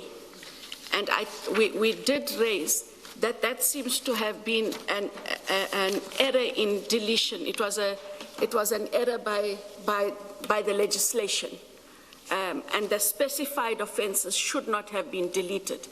But yes, we're working on what we have. Yeah, for completeness on what I said, here's the definition in Section 1, the definition of specified offense. Specified offense means any matter which, in the opinion of the head of the investigating directorate, falls within the range of matters as contemplated in Section 7.1, and then it goes on. Then you go to 7.1 expecting what's specified. That cross-referencing to have a meaning or to complete the definition. When you go to 7, and then there is indeed the 1, the bracketed 1, but then the ... I referred to, the effect of which is that the definition is incomplete. Yeah. It is. So I think that's something that the NPA needs to address and have, or rather, attend to or initiate an amendment to the Act. Anyway. I take note, Chair. Yes. Can I just follow up on this? The deletion is in August 2024. Since then, and you say there's been a recognition that it was a mistake, has there been any moves afoot to legislate it back into the Act, the deleted part, in whatever form? Is there anything happening there? Commissioner Baloyi, may I come back with that response, because it is dealt with by a separate legislative section in the NPA, okay. And when we do find shortcomings, we do escalate to them for their engagements with the Department of Justice. All right, you can come back I'd rather give on you a that. correct answer. All right, thank you. Thank you, Commissioners. Ms. You may proceed with your statement, Advocate. Paragraph 9, Having identified the mandate of IDAC, I now turn to the charges against Lieutenant General Khumalo and co-accused. Capital B, the charges against Lieutenant General S.D. Khumalo. Paragraph 10, a charge sheet is a public document. Thus, as opposed to regurgitating its content, I should do no less or more than to refer the Commission to the charge sheet. A true copy of his charge sheet is attached here too and marked AJ1. Paragraph 11, the charge sheet concerns not only Lieutenant General Khumalo, but his co-accused as well. In the charge sheet, I emphasize and draw the attention of the Commission to the charges which each of the accused persons, Lieutenant General Khumalo in particular, is facing. The Commission will note that they are facing, among others, 11.1, contraventions of the provisions of Section 4A of the Prevention and Combating of Corrupt Activities Act, 12 of 2004. 11.2, contraventions of the provisions of Section 4B of the Prevention and Combating of Corrupt Activities Act, again 12 of 2004. And 11.3, fraud and other related offenses. Paragraph C, the arrest of Lieutenant General Khumalo. The evidence before this Commission is that Lieutenant General Khumalo was arrested in a dramatic fashion. Nothing can be further from the truth. It is important that I address this aspect as well. Paragraph 13. Lieutenant General Khumalo was arrested on 26 June 2025 at Oliver Reginald Tambo International Airport, Otia. Only two senior criminal investigators in IDAC, senior criminal investigators within IDAC, were tasked with the exercise and effected his arrest.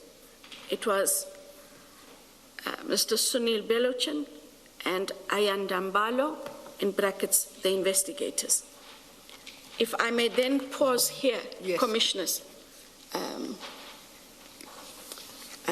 and Advocate Selo, to go to the last statement, statement number 3. You deal with that correction at your paragraph 10.1? That is correct. So paragraph 14, as it reads in the original... Before we do so, what do you suggest? Are you going to amend some parts of that paragraph, of the current paragraph 14 of the main statement, or are you proposing an entire deletion of that paragraph and substitution? An entire deletion of that paragraph, as well as paragraph 15. Thank you. Because they should read correctly, and as they currently stand in the original affidavit, they do not read correctly. All right, it's now 10:30. Let's get the latest in Eyewitness News headlines. When we come back, we'll go back to the Madlanga Commission. Spiso, hi. Thanks, Clement. Good morning. Head of the Investigating Directorate Against Corruption, Andrea Johnson, has recused herself from the unit's cases involving senior SAPS crime intelligence officers due to conflict of interest. This has been revealed today at the Madlanga Commission in Pretoria, where Johnson is currently testifying. Last year, IDAC charged the head of crime intelligence, Dumsani Khumalo, along with several other officers from his department with fraud and corruption. One of the convicted killers of student activist Kefias Nyoka says considering his health condition, any sentence may amount to life sentence. Apartheid sergeants Abraham Engelbrecht and Peter Stander returned to the dock yesterday for sentencing proceedings. They were convicted of Nyoka's 1987 murder in December last year. And the Lebanese army has announced that it has started deploying to an area in the south, one of 3 pilot zones outlined in a deal with Israel to disarm Hezbollah. The The announcement came with Lebanese President Joseph Aoun visiting Washington, which sponsored the deal with Israel. Israel invaded Lebanon during its recent war with Iran-backed militant Hezbollah, and it has continued to occupy parts of the country despite a ceasefire. Those are the headlines. This EWN and more at 11, or as it happens. EWN Traffic. If you're traveling in Edenvale at this hour, there's been an accident on the N3 North just after Linksfield, and it is causing heavy delays towards Modderfontein, so please approach that area with caution and some patience. You can also look out for faulty traffic lights and four-ways at Monte Casino and Winnie Mandela, in Woodmead at Woodmead Drive and Woodlands. And if you're wondering why there's slow-moving traffic in Midrand there at the N1 North in Olifantsfontein, it is also due to faulty traffic lights. In Pretoria, also look out for faulty traffic lights in Centurion at Old Johannesburg and Tritchard, in Brakfontein at Old Johannesburg and Brakfontein, as well as in Pretoria North at the R566 and Paul Kruger. I'll have more updates in just a bit. There's more EWN on air, online, and on the EWN app. Jozi is moving. People are showing up. Communities are stepping up. We see you, Jozi. Asambe. ABSA is proud to partner with 702 Walk the Talk on 26 July. Thousands will take to the streets of Jozi CBD and celebrate what makes this city iconic. Visit absa.co.za/702 Walk the Talk. ABSA is an authorized financial services and registered credit provider. Get ready to watch demo prices get knocked down. It's the Demolition Sale at Motor Select. Hundreds of quality demo vehicles at smashed prices.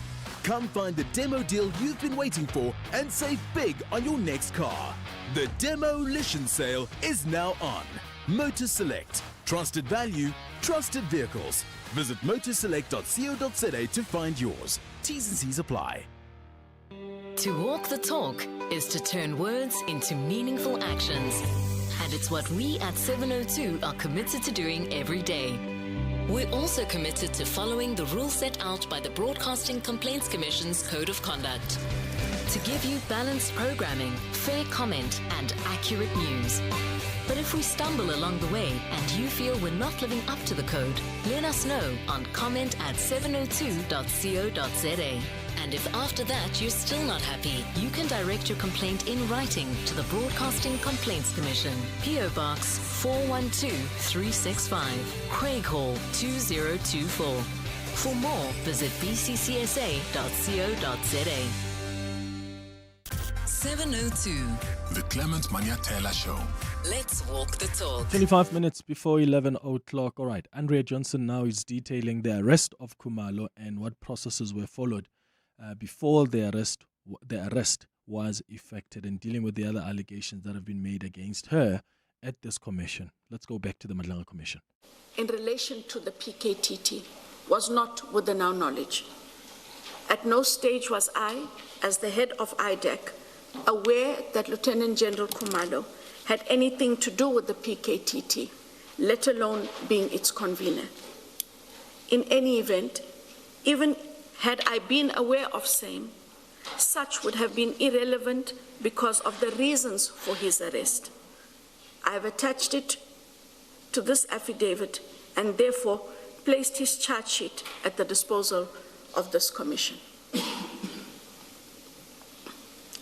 Paragraph D. The charges fall within the mandate of the IDAC. 21.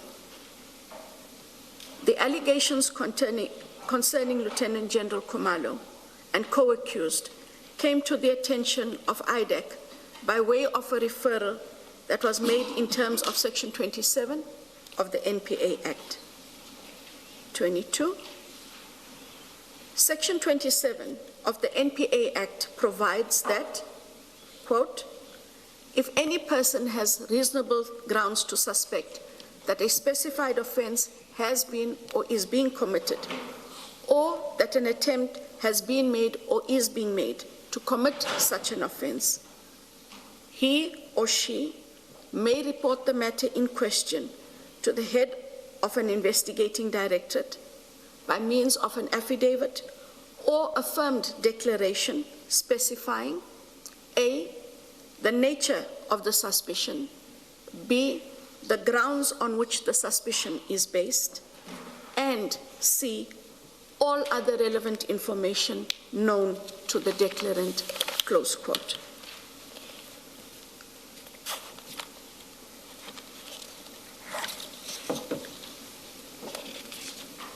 Paragraph 23.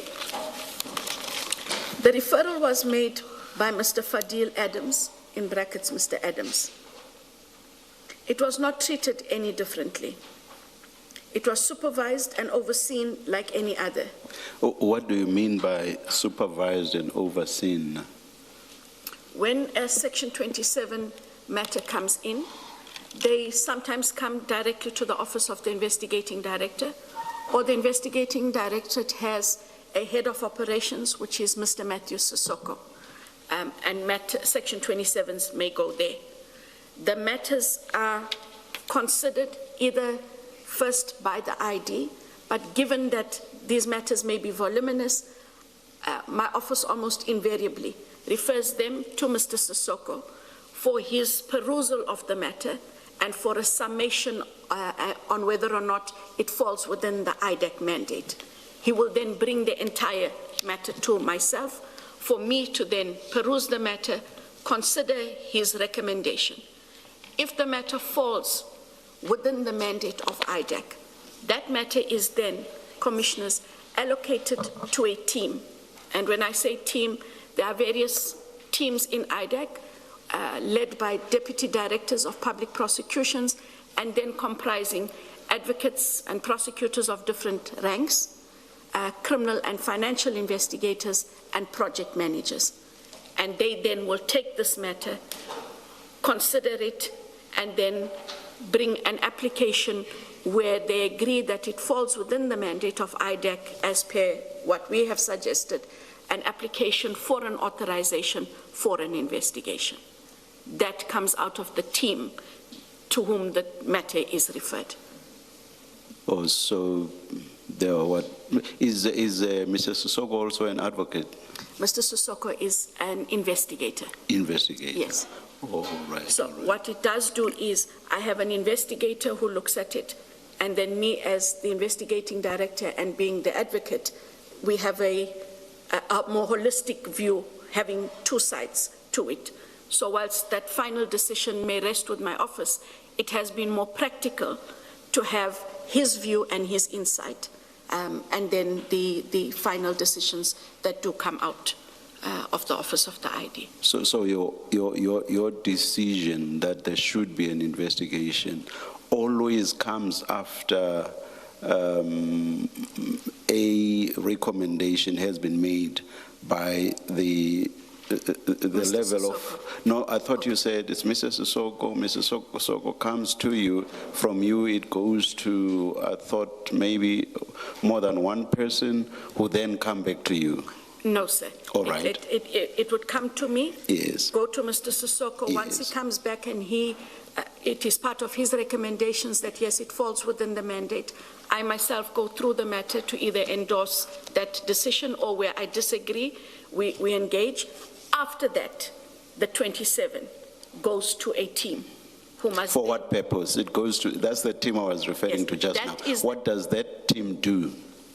What does that team do? That is the team that must now consider whether or not they can put together an application in terms of Section 28 for an authorization of an investigation into certain allegations that they would identify, offenses that they would identify, and persons of interest and or entities of interest that become known through the 27. Lastly, hopefully, what is the nature of your decision when you refer to the team? What decision would you have taken at that stage? At that stage, yes. I would only refer it to a team where I do agree that this matter falls within the mandate of IDAC. So you okay. I do not give I just make a decision, it falls within the mandate. The matter then goes to them to dissect, to consider allegations, persons to be investigated, etc., for an authorization for the investigation. I hope I'm not sounding like I'm probing at this stage. I just want to be clear in my mind as to what's going on at that stage. Can you refer us to the Act, perhaps? When you refer to the team, are you able to refer, in terms of what section in the Act you would be acting in referring to the team? And then also the team's involvement in terms of what section in the Act would the team be acting for it to do whatever it is they would then do or they would be doing?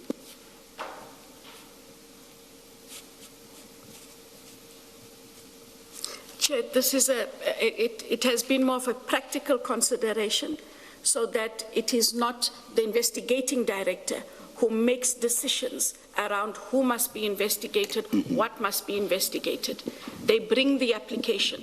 The investigating director would then have to apply her mind to the application on what offences, persons, etc., must then be investigated. That then becomes my decision or the investigating director's decision in terms of Section 28 of the Act. It's a practical step. So that you are not able to slot that practical step into a juristic act authorized by the Act itself. I'm not saying it's unlawful just because you are not able to slot it into a particular section within the Act. I'm not suggesting that at all. I just wanted to understand its juristic nature. It is a practical consideration. All right, okay. Can I just follow up on this? So when Colonel Padeachi speaks of a committee, he spoke of a committee, an intake committee, I think that's the word, and he said that committee is the committee that makes the decision whether you would take on that matter. From your description, that committee or that function that he was saying is of an intake committee, it's exactly what you say you and Mr. Sissoko get to do. He is incorrect about a committee. These are, Chair, when you put to me about the juristic nature of things, after IDAC became permanent in August of 2024, we realized that there are certain processes that one would have to put in place. We have come up with a draft operations manual, very much like where the police have standard operating procedures. And it is in that draft operations manual, which is soon to be finalized, that you would find the suggestion of a committee. But there isn't, Commissioner Baloy, a committee. I also do not consider myself or Mr. Sissoko a committee of any sort. It is, excuse me, in terms of the functions that we have and for practical reasons that we were able to do it that way. Okay, thank you. Advocate Johnson, please just clarify paragraph 23 in terms of the timeline. We had a witness here 2 weeks ago, Mr. O'Sullivan. In paragraph 1.8.3 of his witness statement, he takes credit for having referred this very case to IDAC, and he says it was in November. We also know from documents that we have that the minister's office also in November referred this very same case to IDAC. So for now, maybe we'll come back to those later. For now, which one came first? Which of the 3 came first? Was it Mr. O'Sullivan, or was it the minister, or was it Mr. Adams? So when it first came to you, which one did you look at first and then gave to the people below you who were supposed to look at it? The one I looked at first was the one by Mr. Adams dated 21 November because it was the affidavit. I am unaware of any referral with regards to this matter from Mr. O'Sullivan. I do confirm that the minister's office did write a letter to us, but I cannot recall Mr. O'Sullivan being involved in this specific matter. I would, when we do go to his document, because I don't have, I know that we did look at the letter from Minister. I think it is dated the 11th or so of November. And then there's the referral by Mr. Adams, dated the 21st of November, which is the 27th. I am unaware, Commissioners, in fairness, of any referral made by Mr. O'Sullivan. None was made to my office. I don't know if he had conversations with somebody in IDAC, but in terms of actual referrals, those are the two documents. So the minister's letter came first? The minister's letter came first, yes. And then Mr. Adams's affidavit came after? His affidavit came after. And you say you're not aware of Mr. O'Sullivan's referral? That is correct, Chair. All right, thank you. And would the minister's letter have come in November as well? That is correct. Thank you, Commissioner. Lastly, on those initial steps, I just want to understand if you treat the question of the mandate, that is whether what's complained about falls within your mandate, whether you treat that differently from if it's a referral that's coming to you, whether you treat it differently from whether the Section 27(1) jurisdictional facts have been satisfied. Do you treat the two as one and the same, or do you look at whether those jurisdictional facts have been satisfied as a different or additional step at all? I'm asking this because what you've told us thus far is that between you and Mr. Sissoko, what you look at is whether the mandate has been satisfied. And I would have thought that the mandate relates to whether the offenses fall within IDAC's mandate. Correct. And even though related, the jurisdictional facts would not would be separate. How do you treat the two? We look at whether or not the Section 27 makes out a reasonable suspicion of an offense. Can we see on which or on what this is based, and other additional information? It relates to, does the statement make out offenses, and therefore do those offenses fall within the mandate? Oh, I'm asking because again, I hope I'm not sounding like I'm probing at this stage. I'm asking because you did not touch on that at all in the exercise, what you refer to as a practical exercise between you and Mr. Sissoko. Understood. All right. Thank you, Commissioners. You may continue, Advocate. I think I was at paragraph 23. Yes, we just finished 23. Yes. Thank you. The referral was made by Mr. Fadil Adams, Mr. Adams in brackets. It was not treated any differently. It was supervised and overseen like any other. There were 4 dockets that were relevant to the referral. Following the common established process, I sent a letter to the SAPS Divisional Commissioner, Detectives, Lieutenant General Sentumule, requesting the dockets. Paragraph 24. Following upon receipt of the dockets, the information contained therein was analyzed. Thereafter, an investigation was undertaken.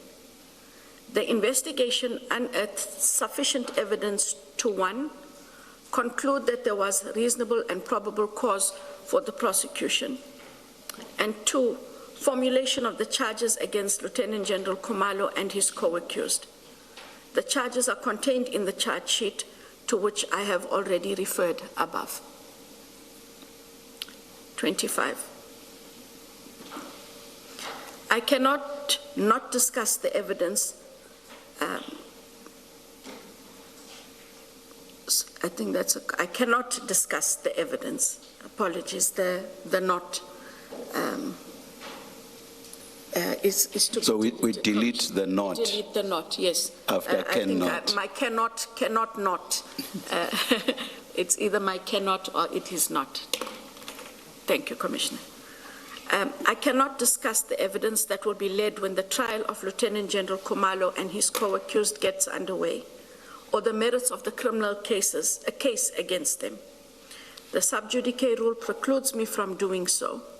Be that as it may, I may indicate that there was a series of matters referred to IDAC in terms of the Section 27/1, Mr. Adams.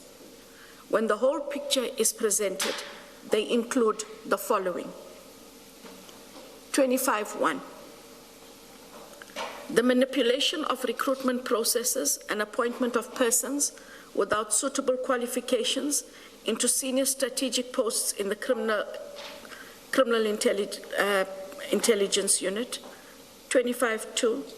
The bypassing of vetting processes, which, among others, manifested itself in the failure to apply for and get top secret clearances where required.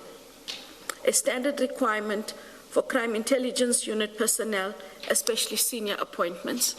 And at 25.3, the appointments of persons not suitably qualified and or experienced as a form of gratification for their collusion later in the looting of state funds, for example, the purchase of properties. 26. As I indicate somewhere towards the end of this affidavit, I intend to apply for leave to testify before this commission. If leave to do so is granted, I will get an opportunity to expand on the issues to which reference is made above. State capture is a type of systemic political corruption in which private interests significantly influence a state's decision-making processes to advantage and or benefit of certain individuals. 27. When one looks at all the cases referred to IDAC by Mr. Adams, they depict the capture of systems and processes for private interests by the head of CI and other senior managers. This too is an issue I intend to testify about should I be granted leave to. 28. The picture that has emerged is that the appointment and installation of certain persons in certain positions within the Crime Intelligence Unit, CIU, by Lieutenant General Khumalo and his co-accused persons helped them strategically to access funding without following proper processes. This is because their token appointments would not stop them from their unlawful acts. Sorry, you refer to persons in the plural. The picture that has emerged is that the appointment and installation of certain persons in certain positions, and it goes on. The only complaint I'm aware of, I may be mistaken, is a complaint about the appointment of Brigadier Mukwele. Are there any other appointments in respect of which there are complaints? So the appointments are in terms of other persons that are not in that specific leg of investigation. Also, there are other names besides Brigadier Mukwele? Yes, but not in that specific leg, but arising out of the complaint by Mr. Adams. Sorry, maybe you're missing the chair's question. Was there a referral to IDAC in respect of other people or other positions?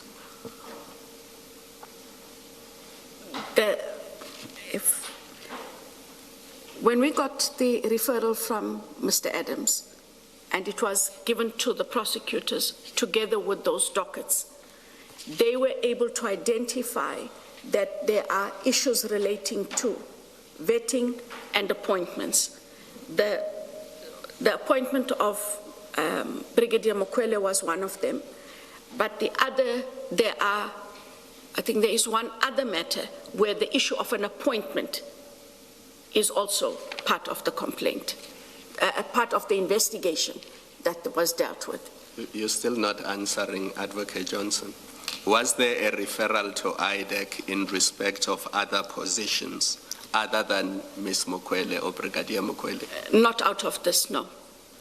So to the extent that IDAC went and looked at other people who were quote-unquote strategically placed, It's IDAC that decided to do that. There was no referral saying there are people who are strategically placed within crime intelligence. Investigate how they were placed there.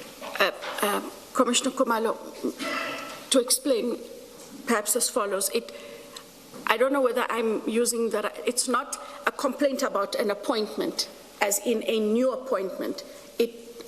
Perhaps it is a complaint about the placement of a person in a position that arose out of the non-compliance with the vetting positions. So it's not, the only complaint about an actual appointment was the Mokwele, that the allegation is she should not have been appointed. So then there is no complaint to IDAC about appointment and installation of certain persons, plural. No, it is a person. Person. I correct myself, thank you. And that person is Brigadier Mokwele? That was the only one that I am aware of that was referred to as an appointment. Thank you. Ooh, and that is the critical question, isn't it? We're going to take a quick ad break now and then get to the news. But the question really that the commissioner asking is, was there any referral to IDAC regarding the appointment of any other person other than Mokwele? Because IDAC, remember, went ahead and asked for the documentations around the vetting of other officials at crime intelligence, including Dumisani Khumalo, also asked about how they were appointed. But why did IDAC do that if in the referral for investigation that was not the request? In the referral, only the name of Mokwele appears. This is the person who was appointed without the relevant qualifications. So then why do you then step out of that and start investigating other people when nobody has referred that to you? And that's what that's where the commissioners are trying to get to. It's 2 minutes now before 11. Big advances in health are happening right here in South Africa. Local researchers are studying a new TB vaccine called M72 that could help stop people from getting seriously ill. And programs like Cochimpilo are helping men living with HIV overcome stigma, start treatment, and stay on it through peer support and private chat guidance. It's South Africans helping shape the future of global health, supported by the Gates Foundation for 25 years. Partners of human potential. The world's best male and female paddle players are coming to South Africa. The historic Premier Paddle Pretoria P1 will be at Sunbet Arena Times Square from 26 July to the 2nd of August. Expect world-class action, unbelievable energy, premium hospitality, and an atmosphere unlike anything South African sport has seen before. This is Africa's biggest paddle tournament ever, and tickets are selling fast. Don't miss your chance to witness the sport's biggest stars in South Africa. Get your tickets now at primemediaplus.com. Joburg, it's time to show up for our city. On Sunday, the 26th of July, join thousands of Joburgers for the 702 Josie My Josie Walk the Talk, proudly partnered by Standard Bank. Walk through the heart of Johannesburg, celebrate its rich history, and experience the exciting growth taking place in the CBD. As a committed partner invested in the future of our city, Standard Bank invites you to be part of a movement helping to build a stronger, safer, and more vibrant Josie for generations to come. Register today and take part in the walk that brings Johannesburg together. The 702 Josie My Josie Walk the Talk, proudly partnered by Standard Bank. This is EWN. Good morning, I'm Sfiso Zulu. Head of the Investigating Directorate Against Corruption, Andrea Johnson, has recused herself from the unit's cases involving senior SAPS crime intelligence officers due to conflict of interest. This was revealed today at the Madlanga Commission in Pretoria, where Johnson is currently testifying. Last year, IDAC charged the head of crime intelligence, Dumisani Khumalo, along with several other officers from his department with fraud and corruption. IDAC accused the officers of colluding to unlawfully hire an inexperienced person to a senior position within crime intelligence. The case has been a subject of contention before the Commission, with allegations that IDAC pursued it due to political influence. The Commission subpoenaed IDAC's dockets. However, Johnson's legal representative, Apla Bodlani, says she cannot provide them since she's no longer involved. That since the 18th of June or thereabout, Ms. Johnson asked that she be relieved of the the responsibility to deal with those matters, given what was said at some point, even about her personally. She felt that she is conflicted and therefore should not be the one leading those processes. The attempted murder trial of alleged crime boss Vincent Magwenya and his 4 co-accused is expected to resume in the Joburg High Court at this hour. Lawyers for Tiego Mabusela, Tsakani Magwenya and Thabiseng Nzama have told the court their clients will make admissions in terms of Section 220 of the Criminal Procedure Act, and this relates to undisputed evidence, including the complainant's injuries and medical reports. Madlanga Commission takes a look. The limited admissions may remove the need for the state to lead evidence on the issues highlighted to streamline the trial. The developments came after all 5 accused pleaded not guilty to 25 charges. Counsel for Nzama, Advocate Timothy Chauke. There are certain admissions that we will make, and we will also make our submissions tomorrow in the morning. The 5 are facing a combined possible sentence of more than 300 years imprisonment if convicted. This as the state is seeking the prescribed minimum sentence for serious offences, with some counts carrying the possibility of life imprisonment. Counsel for Tiego Mabusela, Advocate Nardas Khrovia. There are certain admissions that will be made in terms of Section 220 of the Criminal Procedure Act, number 5177, which will be dealt with by pieces.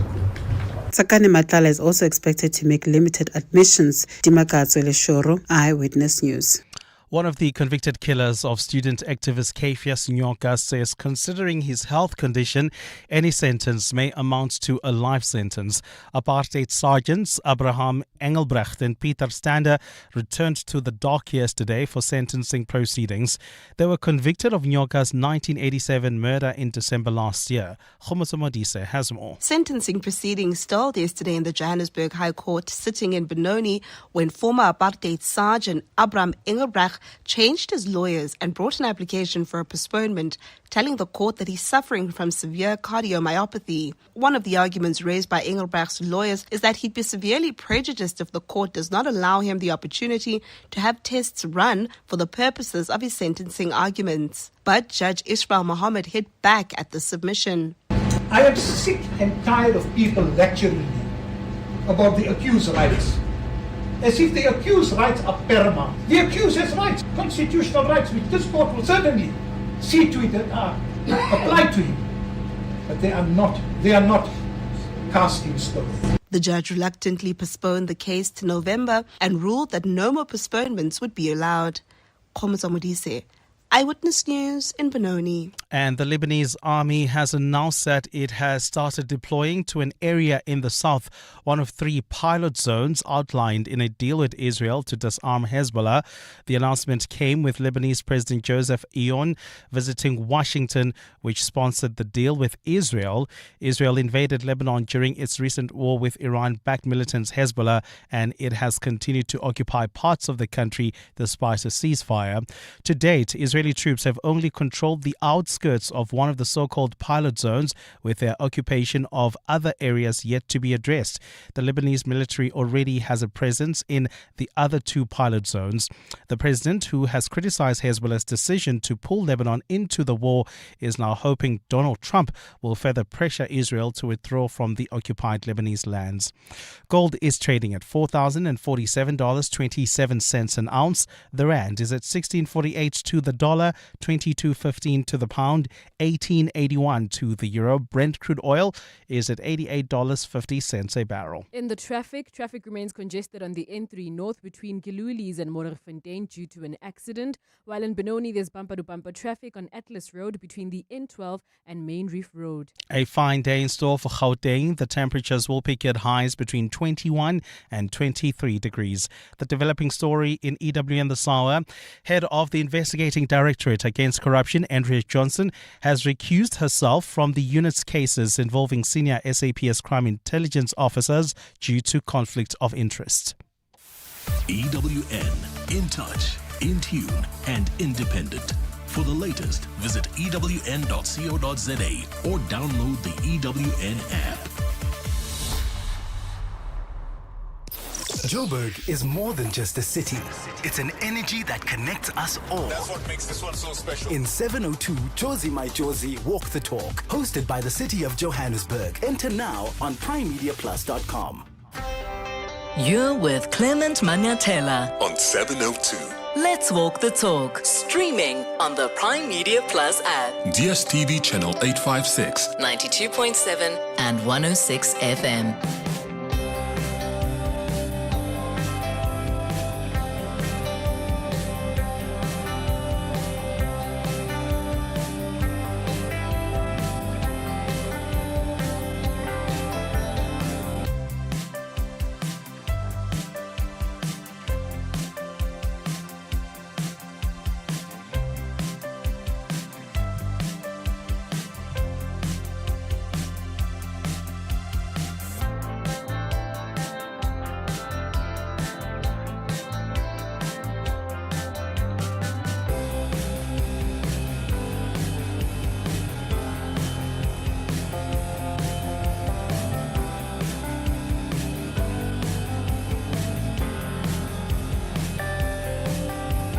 Seven minutes after 11 o'clock. Dumelang, Sanbonani. Good morning. Welcome to the third and final hour of the Clement Manyathela Show. So, the Madlanga Commission has now taken a tea break. They've adjourned for a tea break. And before that adjournment, there are a number of issues that came up that I just want to summarize before we move on with the show. So, remember in the beginning, Andrea Johnson explained through her lawyer to the Commission that she's not going to be able to respond to the subpoena that was issued to IDAC by the Commission to make available certain documentation relating to the arrest and prosecution of the head of crime intelligence, Dumisani Khumalo, and other crime intelligence officers. And her lawyer said, no, look, we can't really respond to this because Andrea Johnson is not involved in this case. She asked that she recuse herself from the cases involving Dumisani Khumalo. So the Commission says, no, you can't run away from the powers that resort with you. If there's no statutory basis for which you can't send us the documents we have subpoenaed as the head of IDAC, and then you can't not respond. You can't not respond to the subpoenas. So it was then resolved because the head of the NPA, who was probably watching the proceedings, quickly then sends a message, communicates that, no, don't worry, I've issued an instruction that the documents be sent. So that's done. But in as far as the allegations against the IDAC regarding Dumisani Khumalo's arrest and other crime intelligence officers, Andrea Johnson says it's not true that they went after Dumisani Khumalo because of his work, in the PKTT. Remember, he's the one that's been leading that political killings task team, which was responsible for the arrest of people like Katie Molefe. Yeah, Katie Molefe, ne? People like Katie Molefe when they came to assist here in Gauteng. So she says, no, it's not true that we arrested him based on that. We arrested him because there was a case that was referred to us, Section 27 referral, and it detailed that there were issues with the appointment of Mokwele. So the critical question that the commissioners asked her was there any other name on the referral, the Section 27 referral, other than the name of Mokwele when it comes to these appointments? And she says, no. Nobody was mentioned. So if nobody was mentioned as possibly having been appointed irregularly, and it's only Mokwele, then why did IDAC go on a fishing expedition, so to speak, trying to figure out how the other crime intelligence officers were appointed? That was not in the referral. Why did IDAC then do that? And that's really the question that's being asked here, right? So that's the first thing. And then the other thing was that she confirmed that it was the police minister and Fadil Adams who referred the matter and not necessarily Paul O'Sullivan. So that's what she has had to say so far. It's 11 minutes now after 11 o'clock. After the break, we'll do our World of Work feature. John Perlman.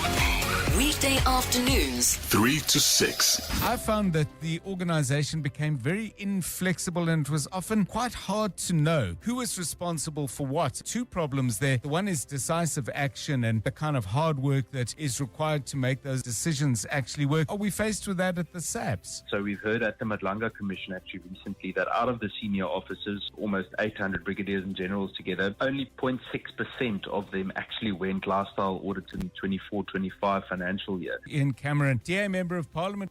John Perlman. 3 to 6 on 702. Feel like a kid again with Polar Ice Cream turning the finish line of the 702 Josie My Josie Walk the Talk into the sweetest stop of the day. Cross that finish line and join in the happiness because Polar is showing up with the crowd favorites. Polar Pops and fruity licks for every walker, cheering you on every step of the way and celebrating every achievement with a well-deserved treat. So walk with purpose, knowing South Africa's favorite ice cream will be waiting for you at the end. Polar Ice Cream. Share the happiness. In life's most challenging moments of loss, compassion can be your greatest comfort. You shouldn't have to face the financial burden of losing a loved one by yourself. Rest assured, Clientele's funeral plans pay out cash within 24 hours.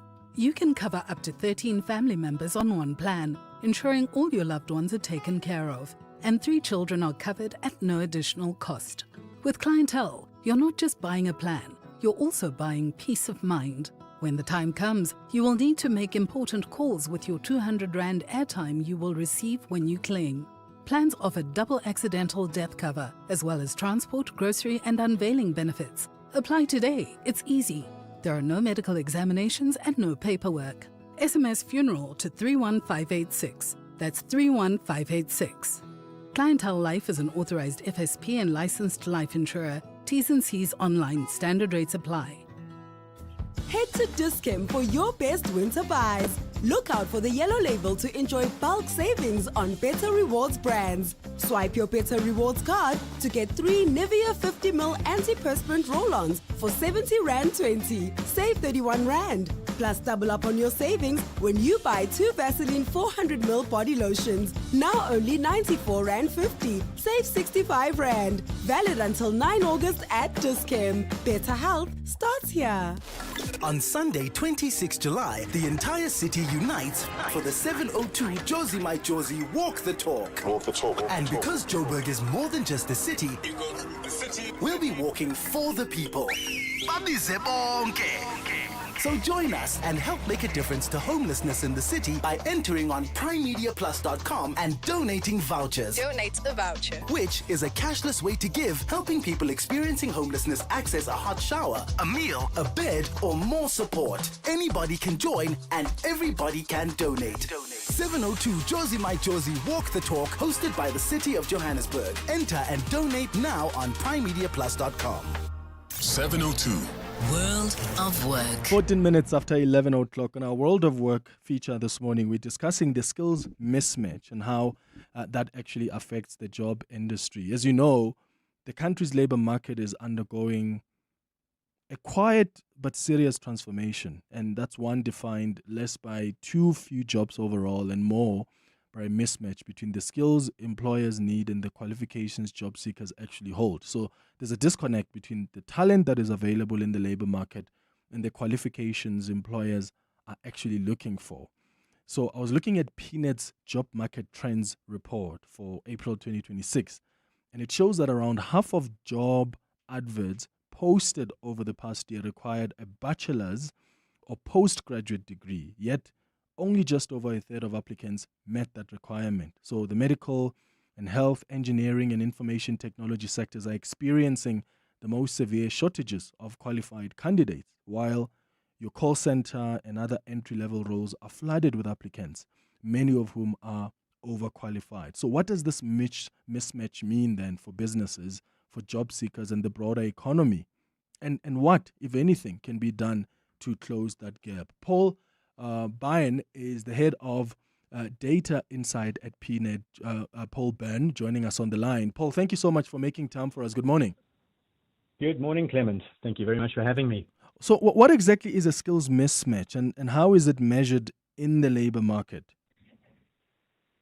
Clement, and I think you introduced it particularly well. It's just having a look at the supply and the demand of talent and trying to understand which of the supply of talent, in other words, the job seekers and the skills that are available in the market, actually meet the criteria that our employers in South Africa are looking for. And you gave the highlight, the headline numbers there in your introduction, where you said basically what we've looked at over the PNET platform for the last 12 months is that out of all the jobs advertised, and I'm talking in excess of 300,000 jobs, 54% of those jobs required that bachelor's degree or some form of postgraduate qualification, and yet only 36% of applicants met those requirements. In other words, had that level of qualification. And that's where, in sort of very broad terms, that skills mismatch sits. Employers are looking for these skills, and we just don't have enough of them available, specifically in those three sectors that you mentioned, being engineering, medical and health, and the IT sector. Oh, I see. Okay, I see. So those are the sectors in the country that are facing the most severe talent shortages. So why do sectors like call centers see such high volumes of applicants, including many who clearly are overqualified? I think it comes straight back down to the entry-level requirement for that type of role is quite different to the three industries that I've just mentioned in terms of the engineering, medical and health, and the IT sector. Specifically, engineering, medical and health would require your technical skills, your potentially professional registration, and certainly some level of experience. Whereas in the call center roles, those are typically opportunities that are available to people that are coming into employment for the first time, or those that haven't got that same sort of level of qualification that an engineer might have. And specifically, again, to break this down into numbers, when we look at the volume of roles that have been advertised across the PNET platform, specifically for call center type opportunities, 83% of those roles don't require a tertiary education. And therefore, it's a really popular entry-level type role for people getting into that job market for the first time. But then to, again, sort of bring it back into the numbers that you were talking about, we then see a different trend to what it is that we're seeing in those more professional roles of the engineering, medical and health and IT sectors, in that 15% of call center applicants have degrees, 51% have certificates and diplomas. But again, I go back to the base figure saying 83% of those roles don't require that. And that's when we start to see that there's a huge amount of competition for those roles. And often people are taking them just to make sure that they can get a foot into the door into the employed world. Yeah, and also just like have some experience. And use that to apply for other jobs. But what impact does this have then, just broadly, this mismatch? What impact does it have on businesses and in terms of productivity, costs, staff retention, you name it? For businesses specifically, Clement, I think it's a major issue. We always say that if you don't have the right skill in place, it's going to slow down the advancement of that particular business. So reduced productivity is a big, big, big thing. If you don't have the right skills to actually get the tasks done, you can't grow your business. What happens then on top of that is that because businesses are finding it difficult to reach this talent, to source this particular talent, they're needing to increase their costs in terms of recruitment. We know that that's a big cost on any placement.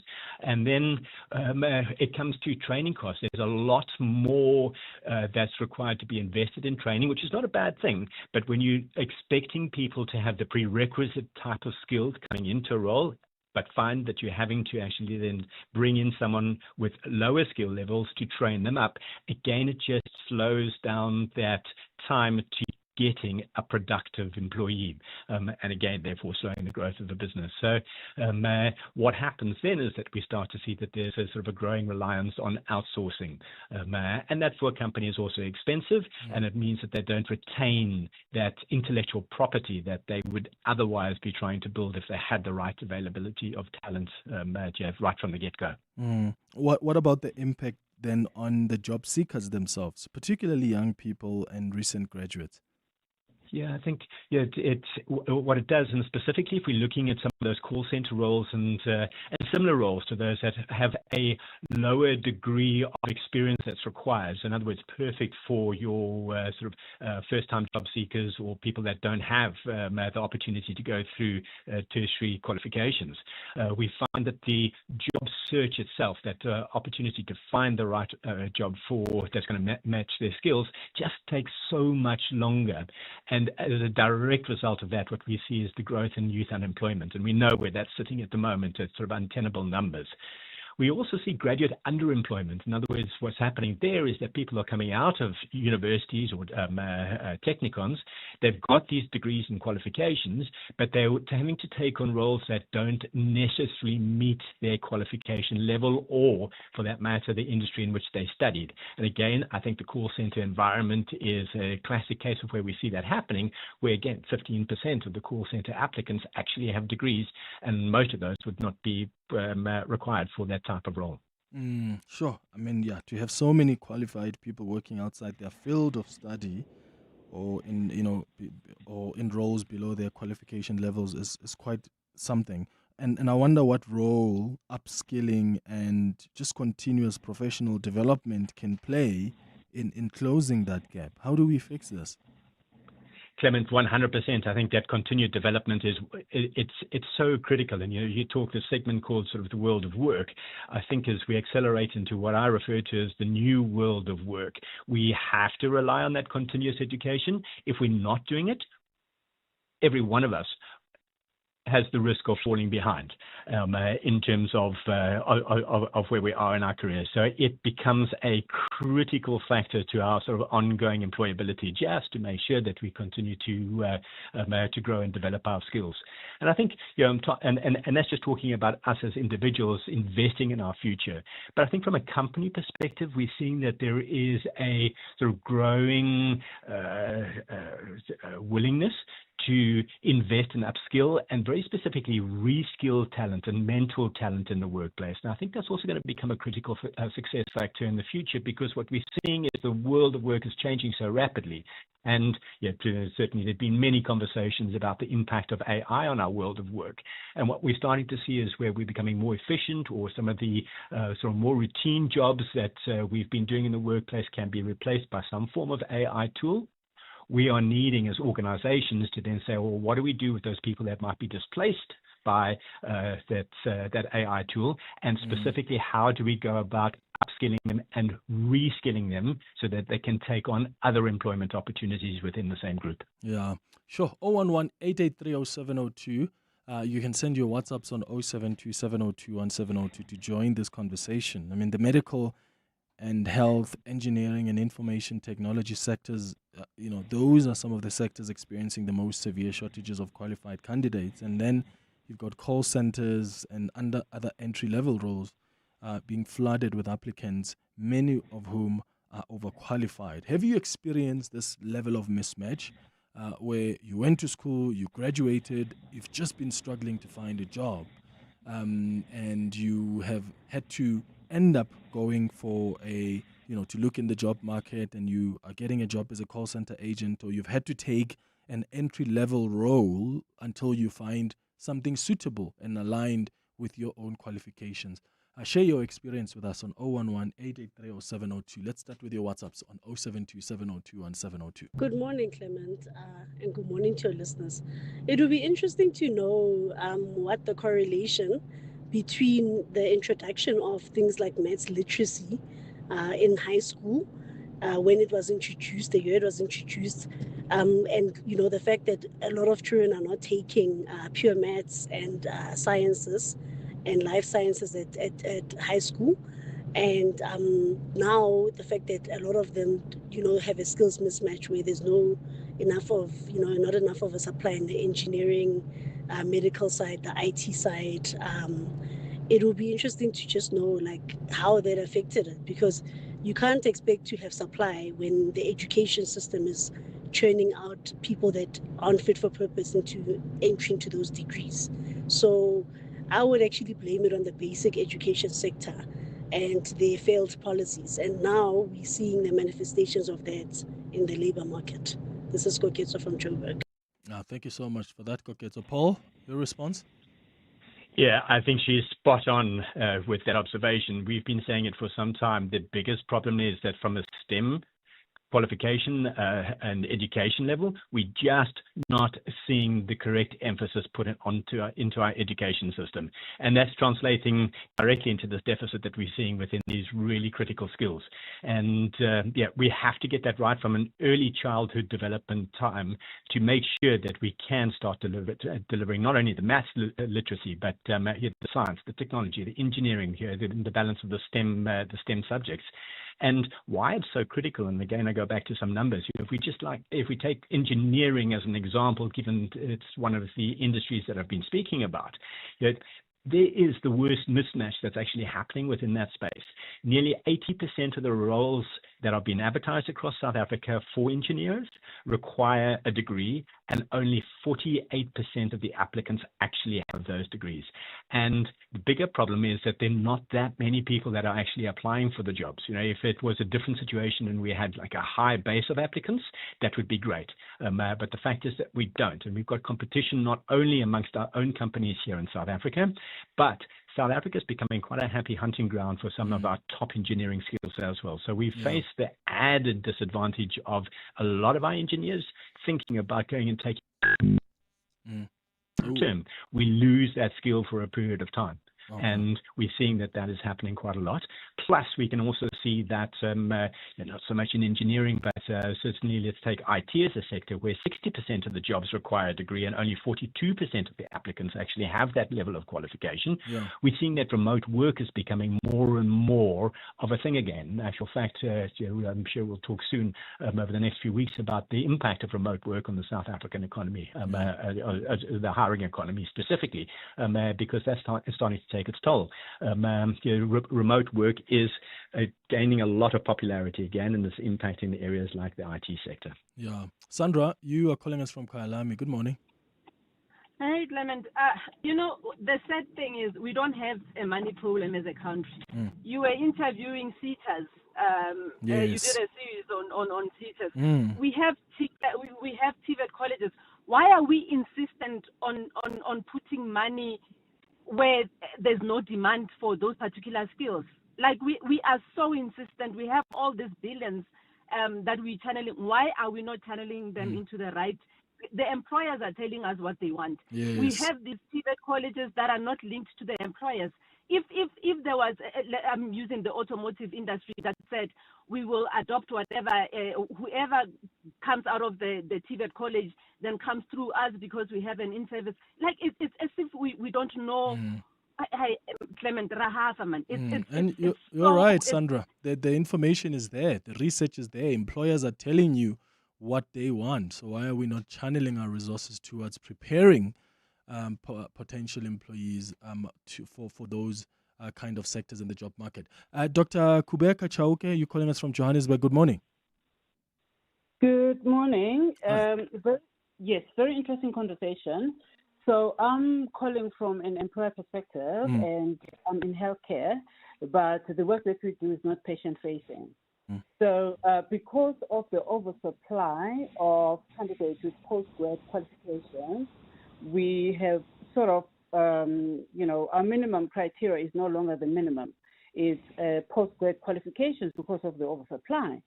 So the mismatch, has the ups and the pros and cons to that. So we've done that, and then because also again of the oversupply, it has allowed us as a small organization to pivot and try new things and look at different skills that you wouldn't have looked at before because maybe we could not afford and we didn't have this oversupply. Yeah, sure. Yeah, Dr. Chauke, thank you. Dr. Kubeka Chauke, for sharing that experience with us. Before I run out of time, let me get Paul to respond to both you and Sandra. Paul? Yeah, and absolutely. I think employers are needing to look very differently in terms of how they go about understanding what is the right talent and how they can actually, again, reskill and replace talent in different sectors, specifically where they might, as the doctor had, an experience of an oversupply.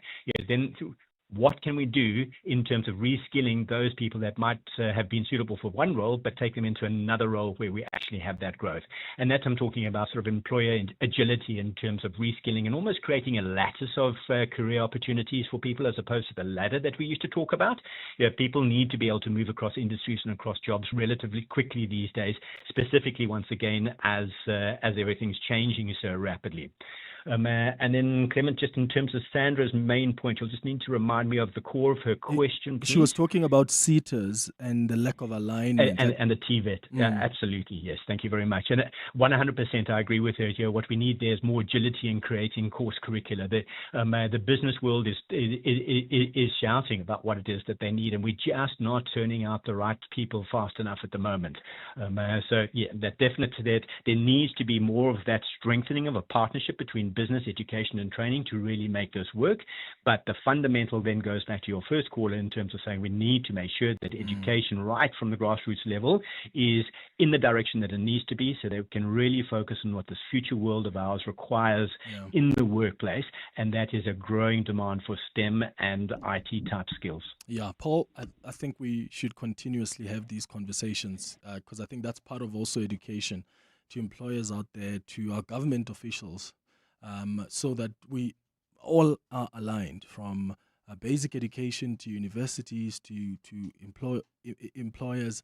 We just need to be aligned about what the job market requires and how do we galvanize our resources towards ensuring that, when people leave university, when they leave TVET colleges, when they leave school, they possess the necessary skills required by the job market today. Thank you for making time for us. Paul Byrne is the head of data insights at PNET. Time for the latest now in Eyewitness News headlines. In Bali, hi. Thanks, Clement. Good morning. Head of the Investigating Directorate Against Corruption, Andrea Johnson, has recused herself from the unit's cases involving senior SAPS crime intelligence officers due to conflict of interest. This was revealed today at the Madlanga Commission, where Johnson is currently testifying. Last year, IDAC charged the head of crime intelligence, Dumsani Khumalo, along with several other officers from his department with fraud and corruption. The attempted murder trial of alleged crime boss Vusimuzi Matala and his 4 co-accused is set to resume in the Joburg High Court today. Lawyers for Diego Mabusela, Tsakani Matlala and Tabiseng Nzama have told the court their clients will be making the admissions in terms of Section 220 of the Criminal Procedure Act. This relates to undisputed evidence, including the complainant's injuries and medical reports.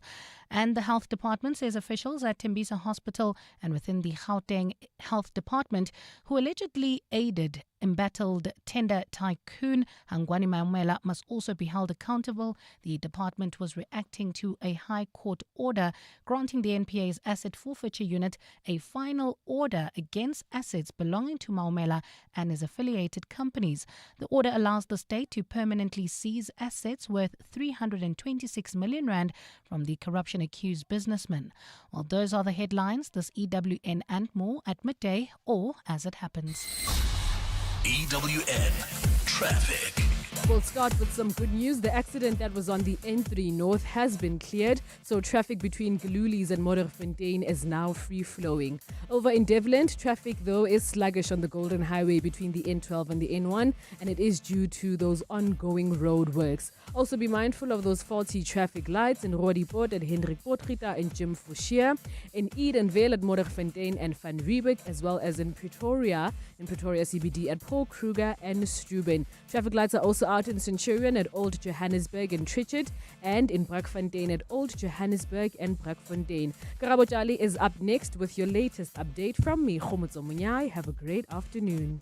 There's more EWN on air, online, and on the EWN app.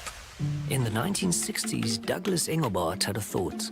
What if you could jump from one idea to another with just a click? That question led him to pioneer how hypertext would work. And this laid the foundation of how we navigate the internet today. See, whether you're reinventing the future or building something new, you need the right foundations to start. At Exnilo, we give you the right foundation to host your big idea. Exnilo, trusted in hosting. You know when your people are giving their best, not because they're pushed or pressured, but because they feel supported. And support is making sure they're covered. So if something happens, they can get the care they need. FlexiCare Health Insurance makes it simple for every business to protect their people with affordable health cover. You care. We cover. For a tailored FlexiCare quote, speak to your financial advisor today. FlexiCare is not a medical scheme and the cover is not the same. FlexiCare is underwritten by Auto & General, a licensed non-life insurer and FSP, and administered by Discovery Health, an authorized FSP. What's the first name you think of when I say office printers? Nashua, right? We've been supporting businesses with printers for over 50 years. But did you know we also offer other technology to enable your business? From world-class phone systems to PCs and laptops, business-grade internet, and secure cloud storage. All the latest tech to keep your business connected. Nashua. More than print. The Money Show. Weekday evenings at 6. We see the assets forfeiture unit doing this kind of thing all the time. How do they trace the goods they confiscate? Are they following money through bank accounts to do this? We're finding that criminals have got cleverer over the years. They hide assets in special proxies, in special purpose vehicles, in trusts. There has to be a trail. We live in a digital age. Chad is the CEO at IRS Forensic Investigation. The Money Show on 702. Let's walk the talk. The Money Show with Stephen Grootes is brought to you by Absa Corporate and Investment Banking. Africa's energy future takes more than ambition. It takes turning plans into projects, opportunity into investment, intent into execution. At Absa Corporate and Investment Banking, we help connect the capital, expertise, and opportunity needed to bring sustainable projects to life across Africa. That's how we're invested in Africa's energy future. 702. Health and Wellness. It's 23 now, before 12 o'clock, time for our Health and Wellness feature. And this Health and Wellness feature is brought to you by Cipla. Stay connected with us. So today I thought we should have a conversation about the hidden contents of your favorite winter beverages. And we probably all have our favorite winter beverages, right? Winter is often a time where we reach out for something warm, that cappuccino before work, a latte in a meeting, a hot chocolate in the evening, or a few extra cups of coffee to get through a cold day. And these drinks, as much as they feel comfortable and you think they're harmless, many of them actually contain far more sugar, calories, and fat than you actually realize. Like with lifestyle-related diseases such as diabetes, high blood pressure, and heart disease, already major concerns in this country, what exactly are these popular winter drinks doing to our health? And how much caffeine is too much caffeine, right? What's the nutritional difference between full cream milk, for instance, low-fat milk, and plant-based milk alternatives in these drinks? So I want to know from you if you are cautious about how many of these warm beverages you drink, and do you even know about their health contents? Give me a call on 011-883-0702 to join this chat. WhatsApp's on 072-702-1702. Omi Naidu is a registered dietitian at Nutrition Wellness Dietitians. Omi, thank you so much for joining us. Good morning. Hello, Omi. Your call has been placed. Oh, something there is wrong with Omi's call. Let me put her back to the producers so they can try and re-establish that line. In the meantime, give me a call, 011-883-0702. I want to know from you if you are cautious about how many of these warm beverages you drink. I mean, it's nice to order, a cup of cappuccino. It's nice to order perhaps a latte, a hot chocolate. Maybe you have a few extra cups of coffee to get through a cold day. How intentional are you and how cautious are you about just the intakes of that beverage and how good or bad it is to your health? Let me know. Omi Naidu, back with us now on the line. Omi, thank you for joining us. Good morning. It's a very good morning to you and your listeners, and thank you for having me on the show. Thanks. What is actually hiding inside, let's say, a cappuccino or a latte or a hot chocolate that makes it more than just coffee? Yeah, so I think essentially it's a lot of sugar and a lot of fat. And overall, these contributes to these beverages being higher in calories. And, you said it yourself, the background of South Africans is that we're trying to combat obesity. We've got high numbers of obesity, diabetes, hypertension. and having too much calories worsens the chances of developing these conditions. Okay, and how much caffeine can most healthy adults safely consume, let's say, in a day?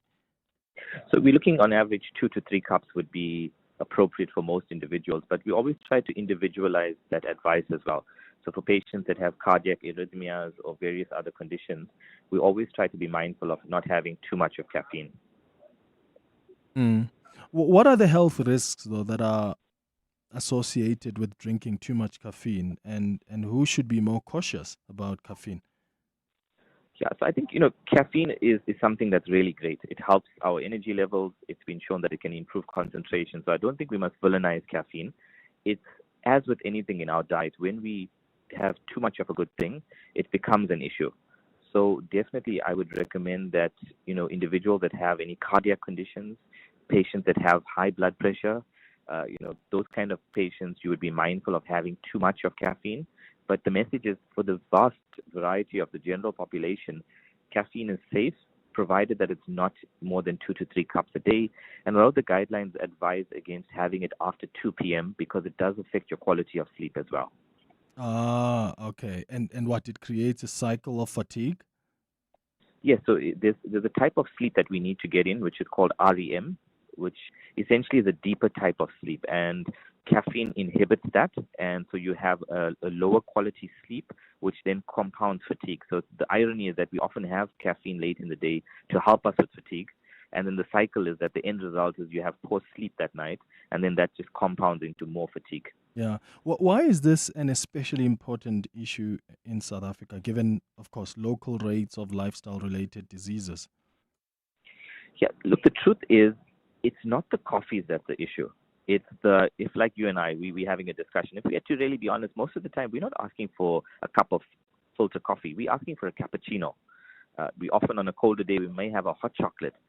And it's these beverages, aside from the caffeine being an issue in some small individuals, a small percentage of the population, the bigger issue is that now we're drinking calories a lot more.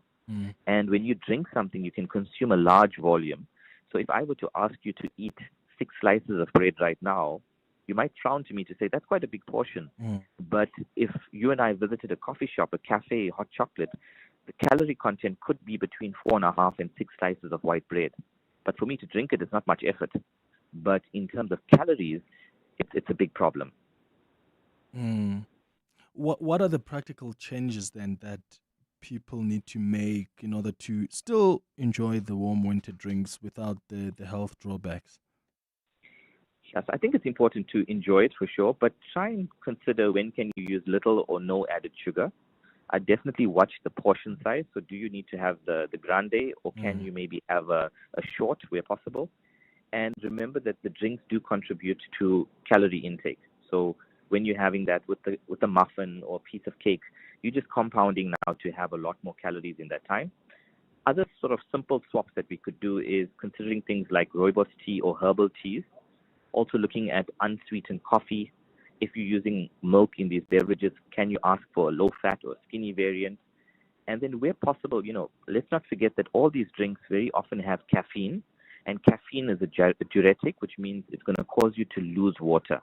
And as a diuretic, that means it's not contributing towards your fluid intake. So let's make sure that these hot beverages don't replace actually drinking fluids, which is water. Okay, got you. All right, 15 minutes now before 12 o'clock. Let me hear from you now on 072-702-1702. Hi, Clement. Akile here. Great show as always. Clement, I often wonder and worry about the level of caffeine that I take during winter, especially because I love my coffee. And so I would find myself having like 2-3 cups of coffee a day. And sometimes I'd even just have it just before bed. And even though other people complain that they find it difficult to sleep after coffee, I still manage to sleep. But it often bothers me, and I often wonder what the effects are, or the long-term effects are, of the caffeine intake that I often do, especially also during those stressful time where you need to keep going. I'll find myself having 2 or 3 cups of coffees a day. Yeah. Okay, so the long-term effects, Omi, you touched a bit on the consequences of having too much caffeine. I noticed the listener is not really telling us how many cups they have a day, but what would you say is acceptable? And I'm told that he did indicate that it's 3. Is that too much? And the question he's asking is, what are the long-term consequences of having that much caffeine? Yeah, so the guidelines do say 2 to 3 cups of coffee is perfectly fine for most adults. But remember, we're talking about spacing it out through the day as well as being mindful. Unfortunately, he's having it in the evening and he's having no side effects. But, with time, the studies do show us that it does affect your sleep quality. Okay. So let's talk about milk now. What's the nutritional difference between, let's say, full cream milk, low-fat milk, and plant-based milk? Because those are alternatives in these drinks. Yeah, so the low-fat milk definitely has less fat in it. So by having less fat, it does equate to a slightly lower calorie content. But, it's often not the issue of whether you're having low-fat or whether you're having full cream. It's often how often are you having it. So I could be having low-fat, but if I'm having 3 of those beverages in a day, it does contribute to more calories. So it's just trying to make sure that you're not overindulging. And the big thing is, even in these cafes, aside from the full cream milk being used, they often have marshmallows, syrup toppings, grated chocolate. So it becomes more of a drinkable dessert rather than a hot beverage. So just to answer your question, I wouldn't want for this segment for us to get stuck on the numbers between low-fat, full cream, and plant-based. My message is please indulge, but let's become conscious of the calories we're consuming. And speaking of dessert, I mean, we've got flavored syrups now and powders, whether it's vanilla, caramel, chocolate. How do these affect the sugar content of a drink? Okay, so just to put it in context, like 2 teaspoons of sugar has 40 calories, as an example. The average syrup that's added into a cafe hot chocolate or a coffee syrup beverage has about 80 calories. So we're looking at about 8 teaspoons of sugar. That has a direct effect on the blood glucose levels, as well as it's having a 4 times higher effect on the calorie intake if you had to compare it to Clement just putting 2 teaspoons of sugar in his normal coffee.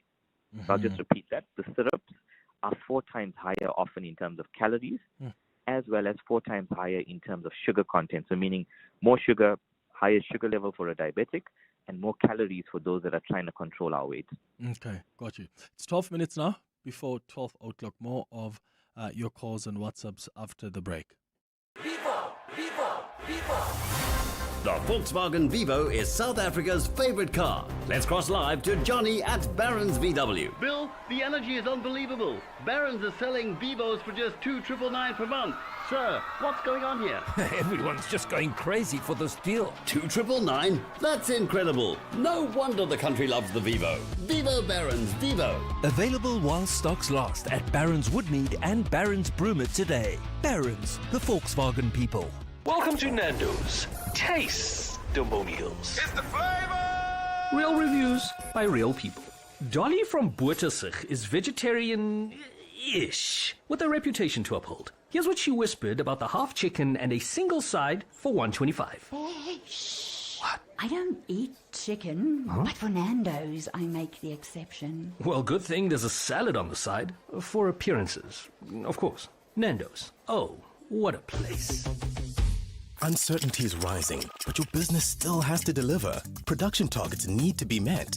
And when your workforce is out of balance, the cost is immediate. Too many employees? Costs climb. Too few? Productivity drops. Workforce staffing helps businesses stay in control with flexible workforce solutions, deployed within 48 hours nationwide. When demand changes, your workforce can change with it. Visit workforcestaffing.co.za. Stay productive, stay flexible, stay in control. 702 Health and Wellness. 10 minutes before 12 o'clock, we're having a conversation this morning on our health and wellness feature about the hidden contents of some of our favorite winter beverages, whether it's that cappuccino you like having before you begin work, or that latte that you would have during a meeting, or hot chocolate in the evening, or maybe those extra cups of coffee that get you through a very cold day. Do you actually know the hidden contents in those winter beverages? Omi Naidu has taken us through what are some of the consequences and of some of the sugary drinks we take, and also the best thing that we can do to avoid the negative consequences of what comes with some of these sugary drinks that we get during winter. It's 9 minutes now before 12. Let's go to your WhatsApps on 072 702 1702. Good morning, Clement. I drink coffee the whole day, and like one of your callers, it doesn't make me awake. When I go to bed, that's when I prefer to go with a cup of coffee. So can you guess, maybe explain why does it have an opposite effect on me? Because when I have a cup of coffee, I go into bed warm, and that's when I fall asleep easily. Kabelo in Pretoria. All right, Kabelo, thank you. Omi, why does it have a different effect on him? Yeah, I think we definitely have patients that report that. I have some that even when we take a diet history, so we ask them what they eat, there are a vast majority that have a cup of coffee before sleeping. There's no actual evidence as to why this happens, but the vast majority and the physiology behind caffeine is that it's meant to keep you up and alert. So is it meaning that maybe these individuals have such a high tolerance to caffeine that a single cup in the evening doesn't make a difference? Where some individuals are very much sensitive, and even caffeine at 2:05 is going to affect them when they're putting their head on the pillow at 10 o'clock. So we do have individuals with different sensitivities as well. Okay. Good morning, Clement and the doctor there. Prudence Insurance, I'd like to ask, I take around 6 cups of tea a day, whether it's winter or summer.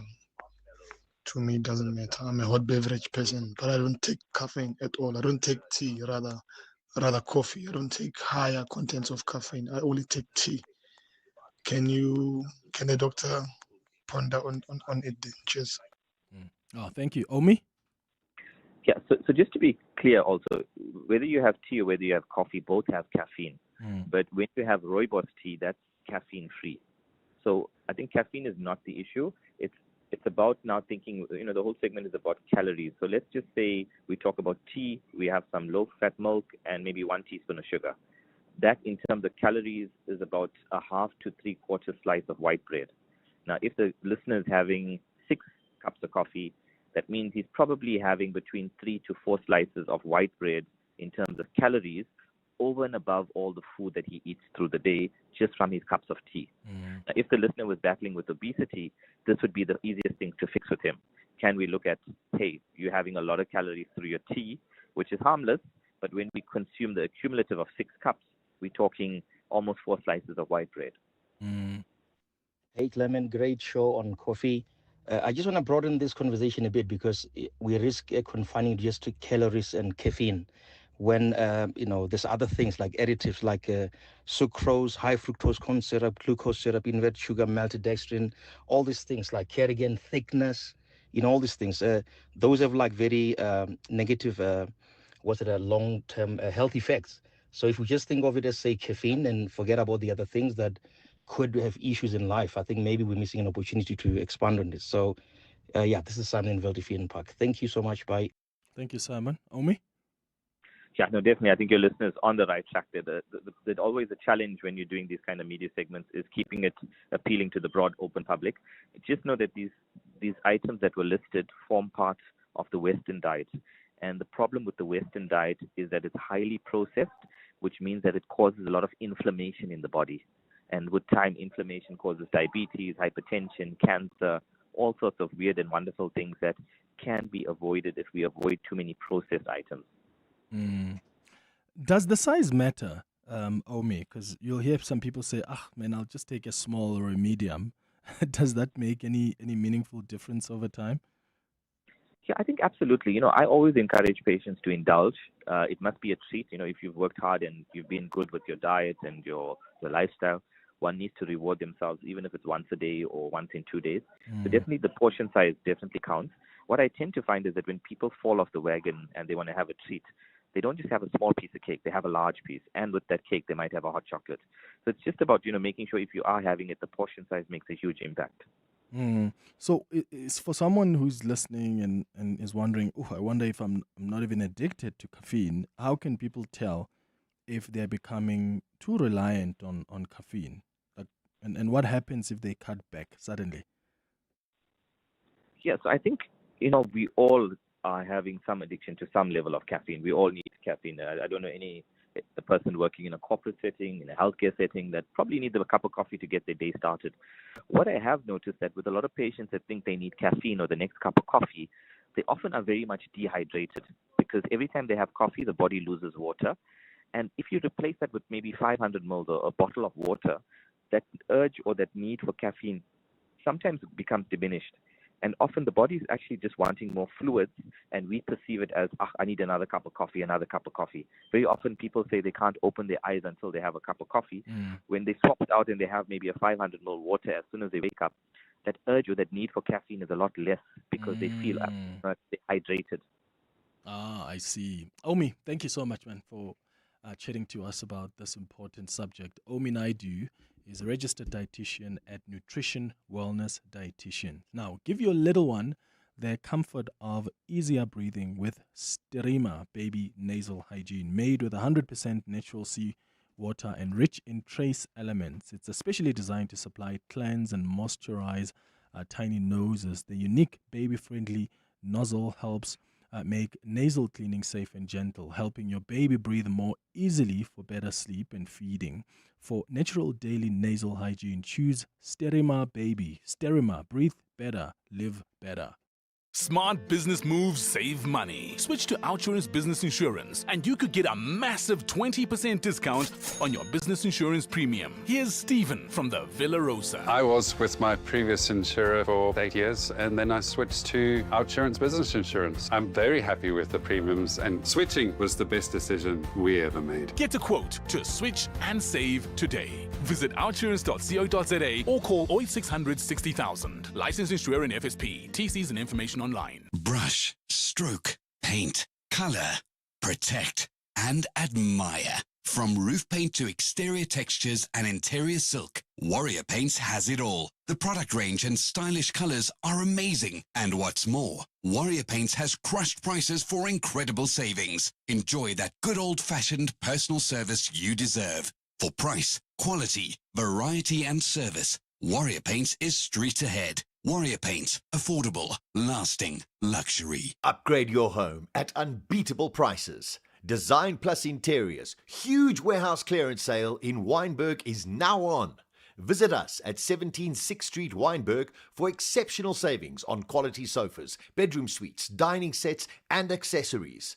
This is your chance to get quality furniture at reduced prices. Stock is limited. Once it's cleared, it's gone.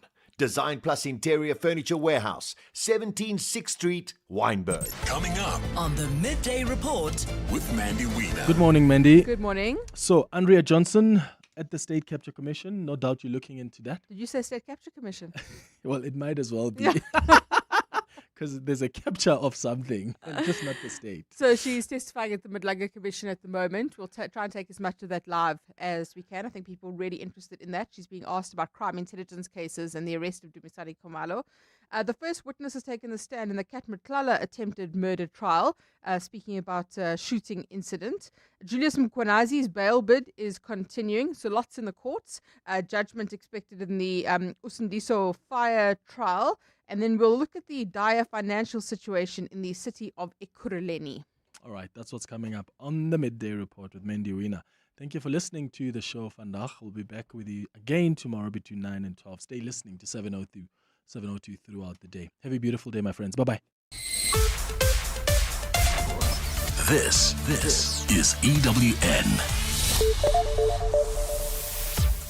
Good afternoon, I'm Bali Dlamini. The Investigating Directorate Against Corruption believes there is a systemic capture of the SAPS Crime Intelligence Unit.